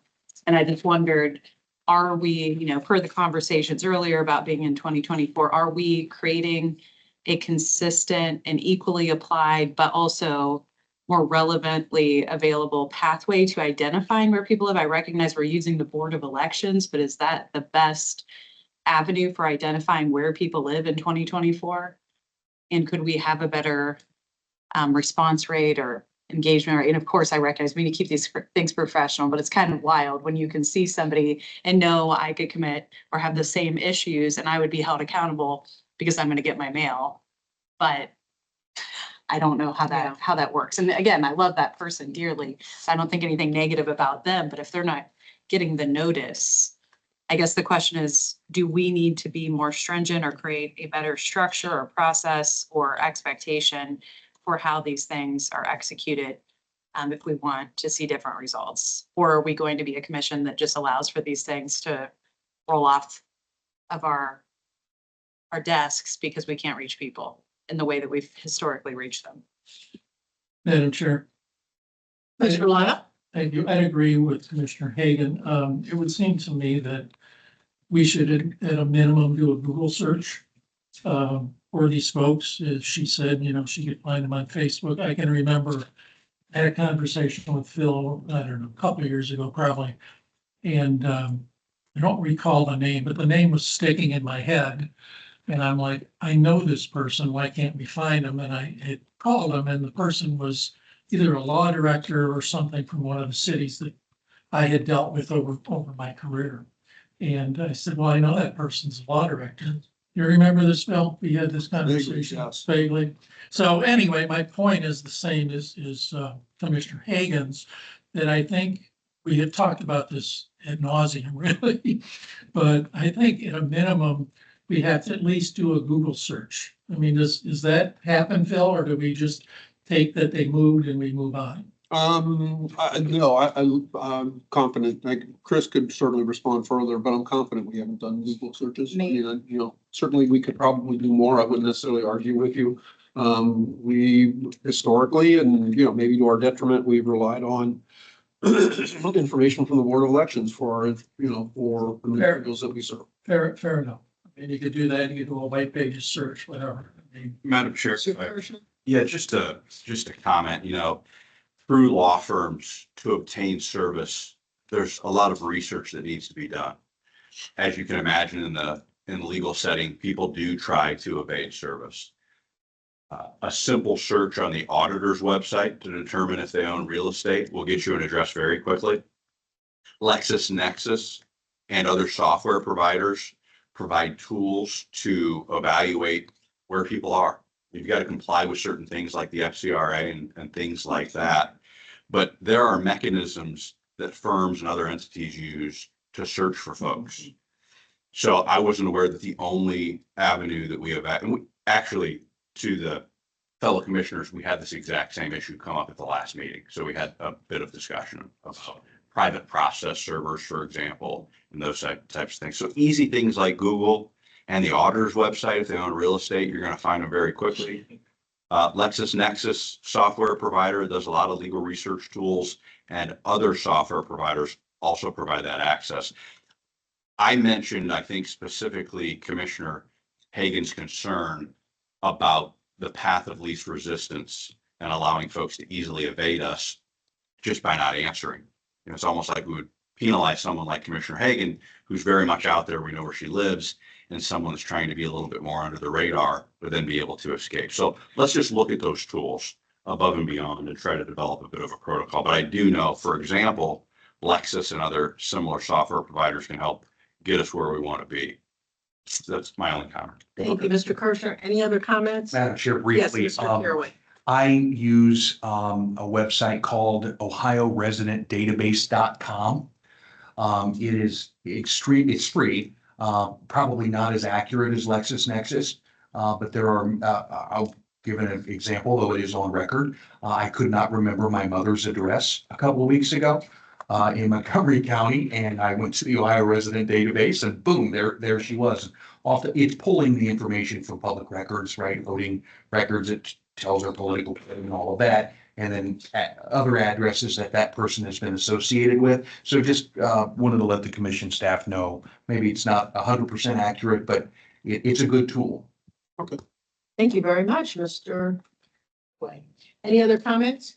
If not, I was gonna say, I'll quickly just say, Chair, you have the ability, why don't you just go ahead and continue this matter for service then, and we'll Okay. deal with it down the line. then we will continue this matter. That is 2024 R-125 for For service. continue for service. And I'll Continue to thank look. you all for your comments, commission members. Next, we're going to go to case number 2024 R-394, declare the committee and dismiss the complaint pursuant to advisory opinion 97 ELC-04 as the candidate is deceased. I should say, you could declare the committee terminated because that's a part of it. The board has informed us that the respondent candidate is deceased, and so therefore, my recommendation is to declare the committee terminated and dismiss the complaint pursuant to the commission's advisory. I move to adopt. It's been moved. Is there a second? It's been moved and properly second. All in favor, say aye. Aye. All opposed? That's been approved by a vote of 7-0. Next are the good cause cases. These are cases, all 2024 are, yes, all 2024 are. The first is 387, 391, 399, 400, and 405. Mr. Executive Director. My explanation is there. I'll just, in order to help us move along, I'll just allow the commission to see what my explanation is there. The one that I think they found kind of interesting, first time we've had this as an explanation, is in case number 387, where the candidate indicated that the report was not originally timely filed because they were incarcerated. We've had a variety of explanations over the years. That's the first time I've had that one. And so I'm comfortable with my recommendations of the commission is I'll be glad to answer any questions the commission may have. Any questions of members of the commission? Madam Chair, Yes, I Mr. will Caraway. make that motion if you would like. Thank you very much. It's been moved by Mr. Caraway to accept the executive director's opinion. Is there a second recommendation? Is there a second? Second. Been moved and properly second. All in favor, say aye. Aye. All opposed? That's been approved by a vote of 7-0. Okay, next are the $50 fine cases. We've already taken the first one. These are cases 2024 R-397, 398, 402, and 403. Mr. Executive Director. Again, you see the recommendation, the explanation for the recommendation that I've included for that. I'll be glad to answer the questions that the commission may have. Easy for me to say. Any questions of the Executive Director? Any comments? I'd move to adopt. Thank you very much. It's been moved by Mr. Kirschner. Is there a second? So moved. It's been moved and properly second. All in favor, say aye. Aye. All opposed? Been approved by a vote of 7-0. Next are the $100 fine cases, and these are all 2024 R. First one is 133, 220, 389, and 406. Mr. Executive Director. Again, my explanation is there. I'll be glad to answer any other questions related to that if the commission has any. Any questions of the Executive Director? If not, is there a motion? So moved. It's been moved by Mr. Lyle. Is there a second? Second. Been moved and properly second. All in favor, say aye. Aye. All opposed? That's been approved by a vote of 7-0. The next case is 2024 R-135. This is to consolidate with case number 2023 R-510 find a violation and impose a $200 fine. Mr. Executive Director. The explanation that I provided is there. There was a prior case involving this candidate, and so my recommendation is to find a violation and impose a fine of $200. Any questions of the Executive Director? If not, is there a motion? So moved. It's been moved by Vice Chair Hagan. Is there a second? Second. It's been moved and properly second. All in favor, say aye. Aye. All opposed? That, those cases have been approved by a vote, or that case has been approved by a vote of 7-0. The next case is 2024 R-196. This is to reconsider case number 2023 R-104, consolidate the cases, find a violation, and impose a $200 fine. The commission previously acted on a matter in which we found a violation and gave them the ability to have the matter reconsidered. While no response has been submitted, this report has been filed, which reflects then that the prior reports have been filed. And so my recommendation, as listed, is to reconsider the prior matter, consolidate all these cases, find a violation, impose a fine of $200 to reflect this case and the prior matter. Any questions of the Executive Director? Is there a motion? Madam Chair, Yes. move to accept the recommendation. Second, It's been moved and properly second. All in favor, say aye. Aye. All opposed? That's been approved by a vote of 7-0. The next two cases, both 2024 R, the first one 150, the second one 184. These are the $250 fine cases. Mr. Executive Director. The reports have been submitted. Excuse me, no, the reports have been submitted, no response. There are prior findings, and so, but it's the next, my recommendation for the next finding, based on prior cases, is to find a violation, impose a fine of $250. Any questions of the Executive Director? I have a Yes. question, Sherry. Mr. Knight. So they have prior violations. Were there fines? Were they paid? So let me double check on some. 184, but for 150, some have, and for 184, we had other per diem fines imposed, but now the person is in compliance, so I'm trying to take that all into consideration and impose a fine now at this point after they file their reports. But as to 150, there have been fines imposed and paid in the past. There are also some outstanding. Any additional questions, or is there a motion?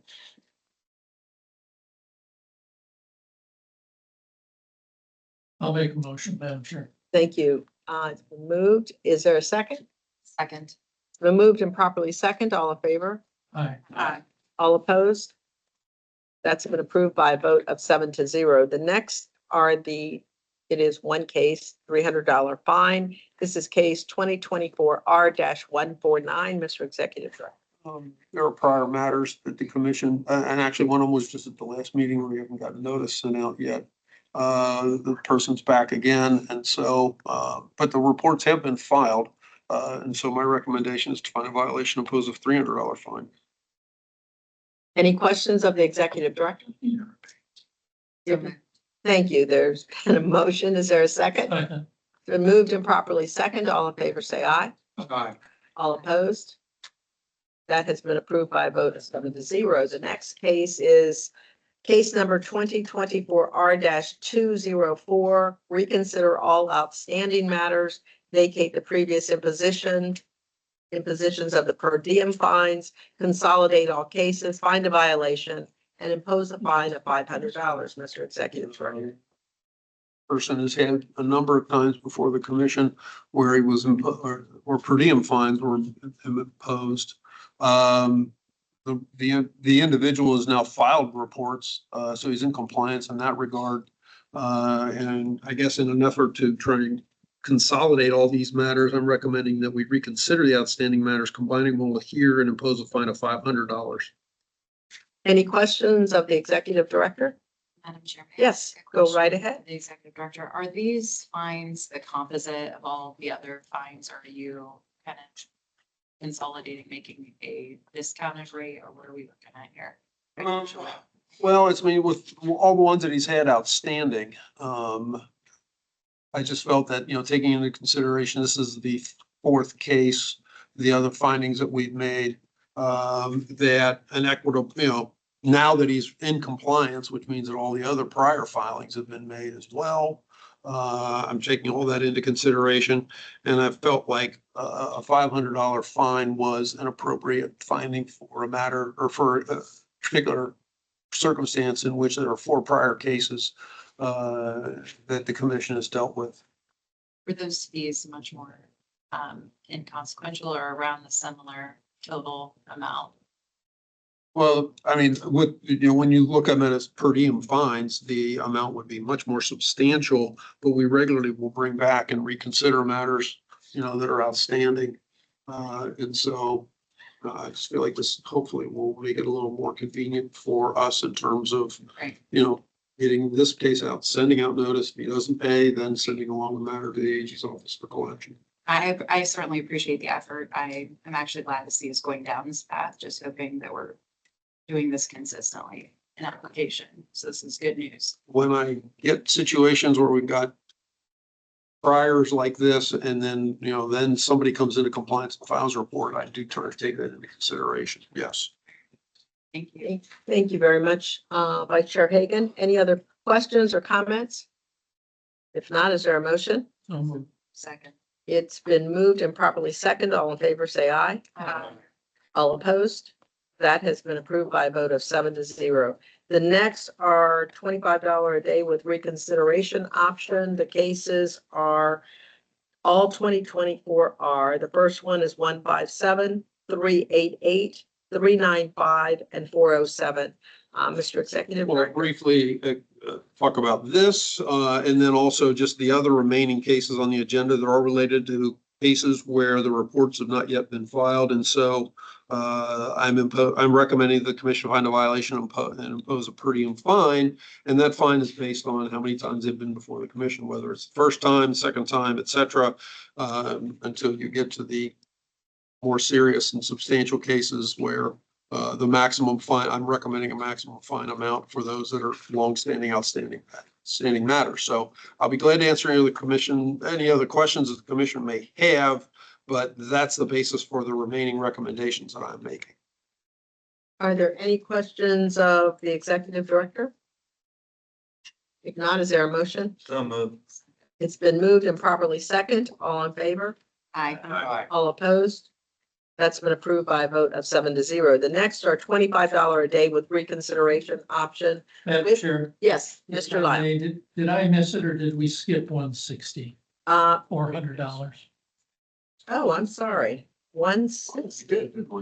Pretty sure Oh. we did. Oh, yeah. It was kind of, Oh, you know what? I put the vote on the wrong one. It was on the I was $300. gonna say, I did the same thing. Yeah, that's, Are we sure, or do we need to read back the transcript? No, I texted the same thing. I was like, pretty sure. Okay. thank you all very, very much. We had skipped over it. I put my vote in the wrong column. Okay, so we are at the $400 fine. This is case number 2024R-160, Mr. Executive Director.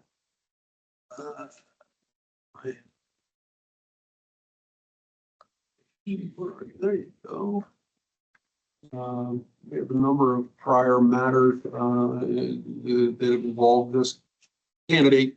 Certainly some fines have been paid, others have not. And so I believe the next recommendation is here to find a violation, impose a fine of $400.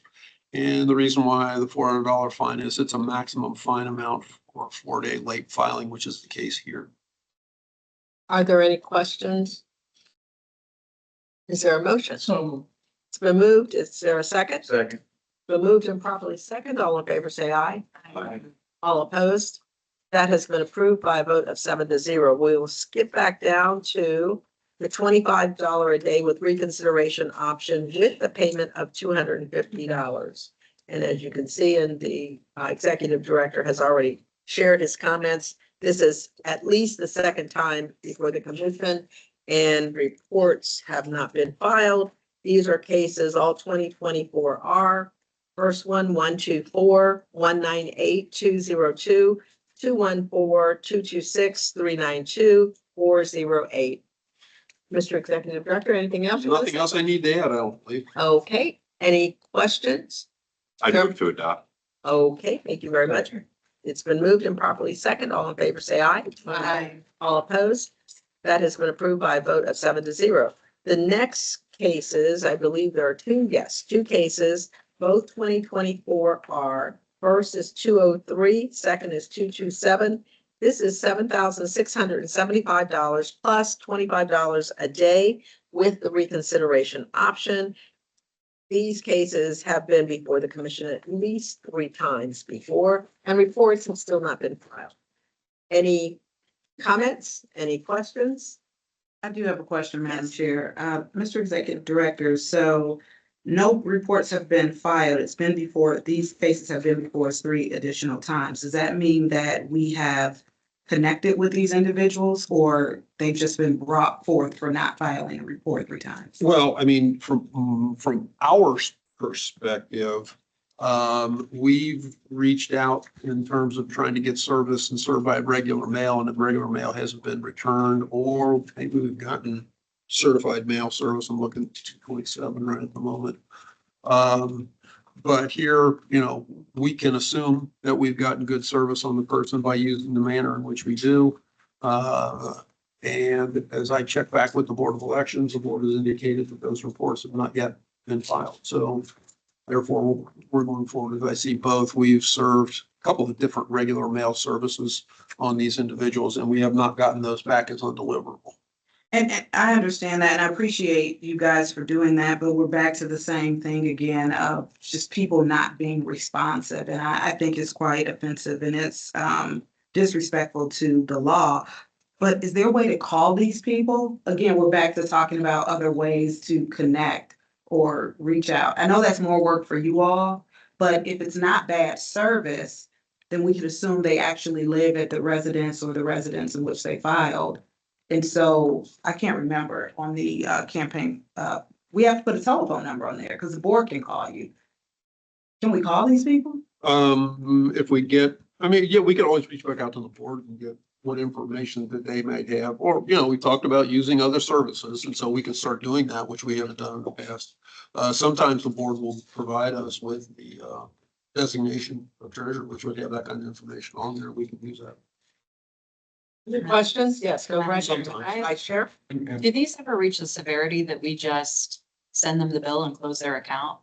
And that's kind of, because otherwise it's like this per day forever kind of thing that we do. I don't know. I mean, we're never going to get that payment for that full amount. So is there a line in the sand where we say, do not pass go, do not keep an account open? I mean, I don't know. And Is there, and Commissioner, one of the things that I brought up a lot, and is for this commission to establish a set of standards. I apologize, as all of you know, I've been telling Mr. Richter for a month now, that I'll text him and set up a meeting. My travel schedule has been insane. And so what I'm hoping to do is, was for us to work on it together, bring some ideas to the commission, so that there is a standard line in the sand, if you will. Because, for example, on this and then the next items, the 25,900 plus $100 a day, multiple prior matters addressed. I would, if we had a standard in place, I would make a motion to refer them for prosecution. And refer those over to the county prosecutor offices. If they choose to take those up, then that is, clearly their business, but it would roll them off the conveyor belt for the commission. That makes sense. So. Thank you. Thank you, Mr. Caraway. Any other comments? Is there a motion? So moved. It's been moved. Is there a second? second? Been moved and properly second. All in favor, say aye. Aye. All opposed? That has been approved by a vote of 7-0. The next group of cases, all 2024 are. First one, 153, 178, 197, 205, 211, 212, 213, 215, 216, 217, 223, and 224. These are $25,900 plus $100 a day with the reconsideration option. Anything more you want to share? The reports have not been filed and the board has confirmed that in recent contact with them as it relates to all these matters. Thank you. Is there a motion?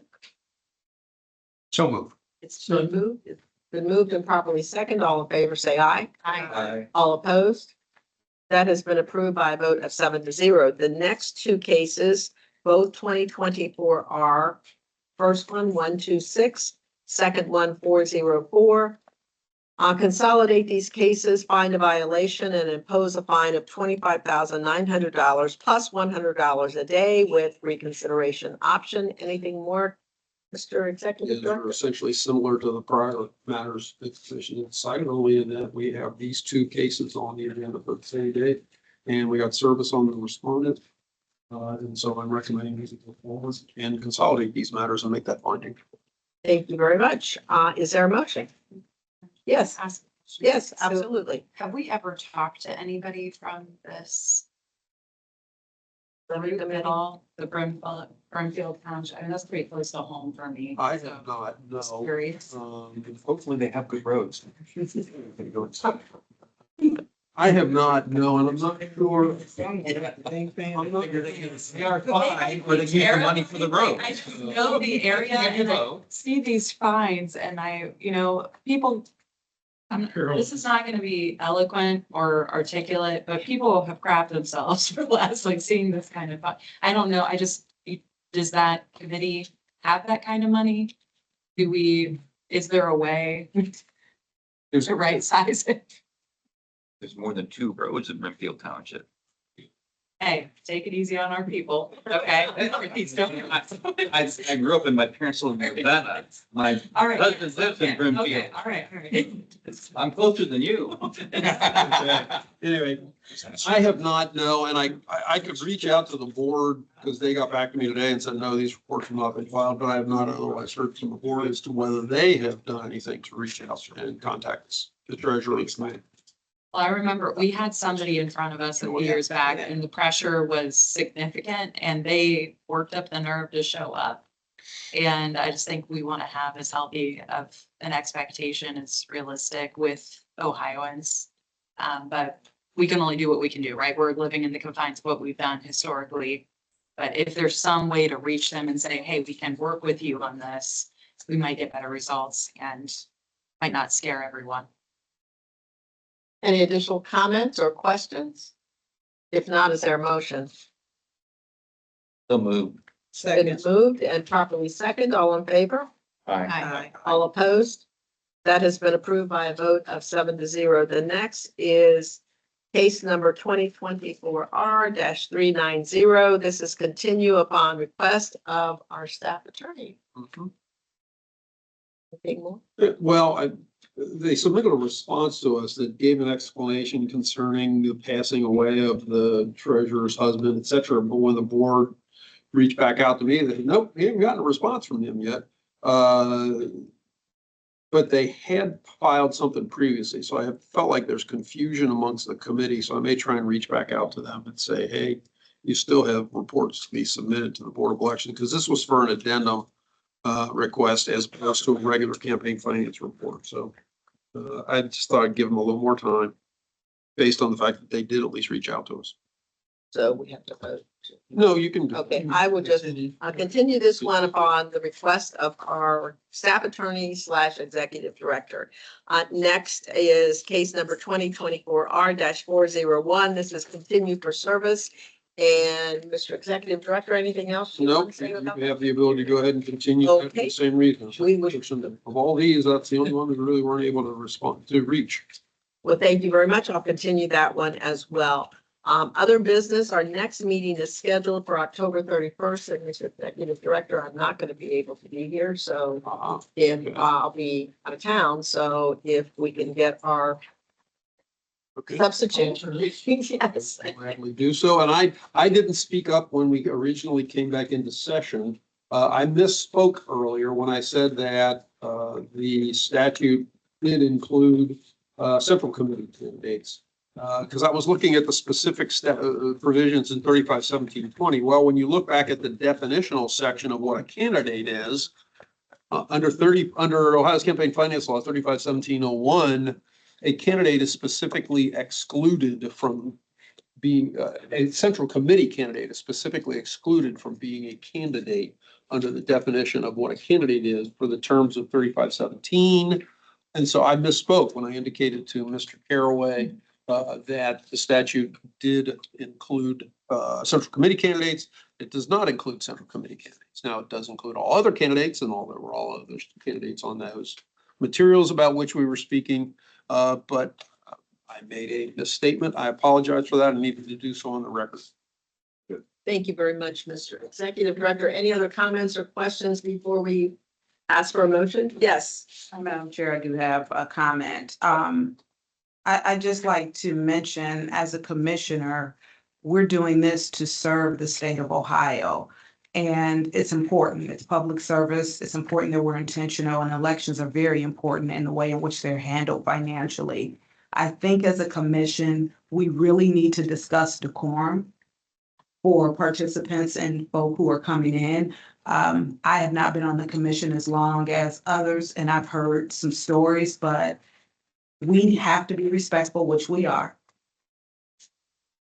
But those coming in contact with us for testimony and for these hearings, they absolutely must respect us.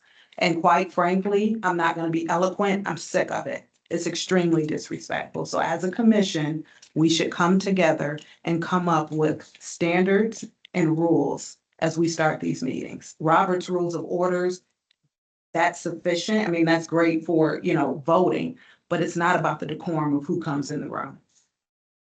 Thank you very much. Any other comments? The one question I wanted to ask is about when we're going to extend the Stewart case to, but I completely agree with fellow commissioner. And, the question is, what options do we have to the executive director for enforcement? The only thing that I've heard so far is the ability to continue a case. But the fact is, we don't have a bailiff. We don't have security. All we have is the ability to speak. And people seem at times more willing than not to be disrespectful and disregard the committee and the commission. And so I think it's important that we have some mechanism. What is it that we're authorized to do from your perspective? That's really not covered, I don't believe. I mean, with all due respect, I don't think it's really covered in the rules of, or particularly in the statutes. It's just, the statutes creates the commission, says here it is. And aside from very generalized statements, I can't think of it. There was nothing that I put in the rules that I created for the commission initially that go beyond kind of what we're talking about here. And you've seen, to Ms. Davis's point, people become increasingly disrespectful. We're here in a room without security. We have a chair that's subject to a specific discussion, to say it kindly today, without the ability to react in many senses. If things were to go worse, more disrespectfully, or we have a security concern, I'm not really certain what our options would be. So I agree that in addition to agreeing what we ought to do, we ought to think about some enforcement mechanisms, because I think that, as things tend to maybe trend downward, we've got to be real cognizant of how we can react and be effective as a group. Yes, before you speak, Mr. Lyle, I do want to chime in, because we do have a highway patrol post right here in the state complex here. We are a public body. We are designated by the Ohio General Assembly, and I do think we need to look at whether there is a texting to say we need somebody to come just to show up. I also believe that we need to get the decorum from the audience of this organization meeting, because people are just chiming in without being given the microphone, so to speak. And the audience that is viewing this may not even hear what's going on, but we certainly should have the opportunity to say there will be no outbursts from the audience here at the commission meeting. Mr. Lyle. Yeah, but it's just going to add that I think Mr. Kirschner's comments were right on. I mean, our rules, if you look under the hearing, it does say that our hearings have to be conducted with courtroom decorum. That's strictly in there. So, and I believe he had said that, and that's proper. And I believe it's proper to say, you know, if your actions are going to continue, we're going to continue this case. And you have the power as the chair to do that. That may or may not be fair to the other people, but it is something that we have. It's pretty much all we have. But anyway, that's just my 2 cents. Madam Chair. Madam Vice Chair. Thank you very much. And to the executive director and also the staff, I think it may be helpful, just like in Sunday school, if we've got the enforcement of what is true in the courtroom for courtroom decorum, defining that, making it very clear, creating a 1-pager that can be posted both on our public facing website. This is the expectation and also our pledge to the public. And then for as long as it takes to get people and ourselves, both parties, all parties conditioned to the expectation, maybe we set our meetings up with reading those lists out loud, even as painful as that might be, setting the expectation at the beginning of every meeting until we realize that that flow is the normal flow of our meeting structure. Otherwise, we're probably going to keep recycling this concern, but that would be, you know, I don't know what courtroom decorum expectation is. I can guess by the way I show up and speak to a judge if I'm ever called. You know, there's a level of respect and appreciation and just polite natured interactions. And the other thing I might recommend is if we don't have coverage from the troopers who are on site, maybe that is a legislative question that allocates them when we're having hearings or a heightened degree of a meeting where it's consistently applied. I don't know that a text, you know, you're going to hear my Second Amendment feelings here, but if I don't have my gun on my body and something happens and I can't carry a police officer with me, then there's not much can be done. So if a trooper is far away and they're not in the meeting at the moment something's transpiring, texting them isn't going to make much of a difference if they're all the way across Capitol properties. So maybe advocating to the legislature that we be included in that since we are on site, we're meeting on site and having that type of support. If I could just conclude. Yes, Mr. Kirschner. Just one other item. This has occurred to me from the beginning, though, like, remember Davis, you know, I'm relatively new. Phil, you know, judges have local rules and they all prepare their own local rules. They're often very similar. They talk about decorum and things like that within their courtrooms. If we don't have statutory rules that address decorum in here, is that accurate? We don't have statutes that address those items. Statutes don't, no. Or the OAC. And the administrative code very generally comments on it similar. Is there any reason you could see that we wouldn't be able to simply adopt local rules that govern decorum before us? Well, especially when you put it in the terms of adopting rules, we'd have to go through JCAR if it were to be an official rule that would need to be included in the commission rules. And so, you know, that would, I don't know if I want to say it's a hurdle. That's just something that if we're going to make it an official rule, that would have to be done. What would you suggest, if anything?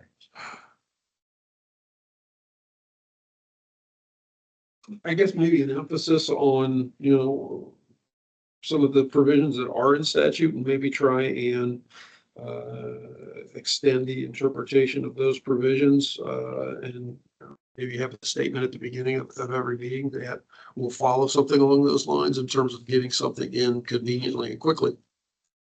Yeah. And I will add too, I mean, you know, we do have an ability, and I certainly didn't anticipate anything related to this meeting that would necessitate the inclusion of a state trooper. But in the past, when there have been potential concerns identified before a meeting, I have reached out to the highway patrol, and they've had somebody come over and sit in on commission meetings. Okay. Yes, and that was even the case when we weren't in a public building like this. Yeah, the only problem that I see with that is that you can't anticipate when someone may be necessary, but I don't have any other question I had, Madam Chair, just to move things along. Yeah, we need to just get out that of here Stewart, quickly. the Stewart matter, when that's going to be continued. I am anticipating that November 7th. I do need to get notice out, but I am anticipating that for November 7th.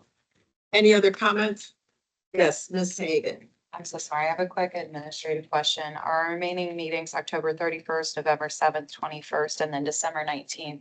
And also, are we aware of when the Christmas party is? Is it the 19th, before, after?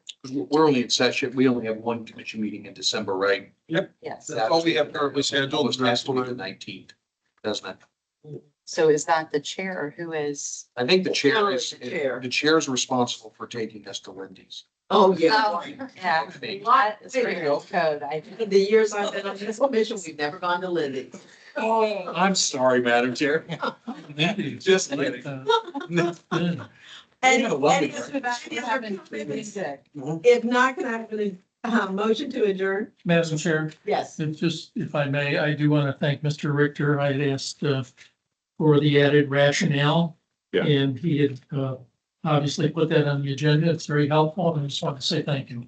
And I apologize for not getting it out when I sent out the material last week, but at least did remember to include it. So I will do my best to get that out earlier rather than later.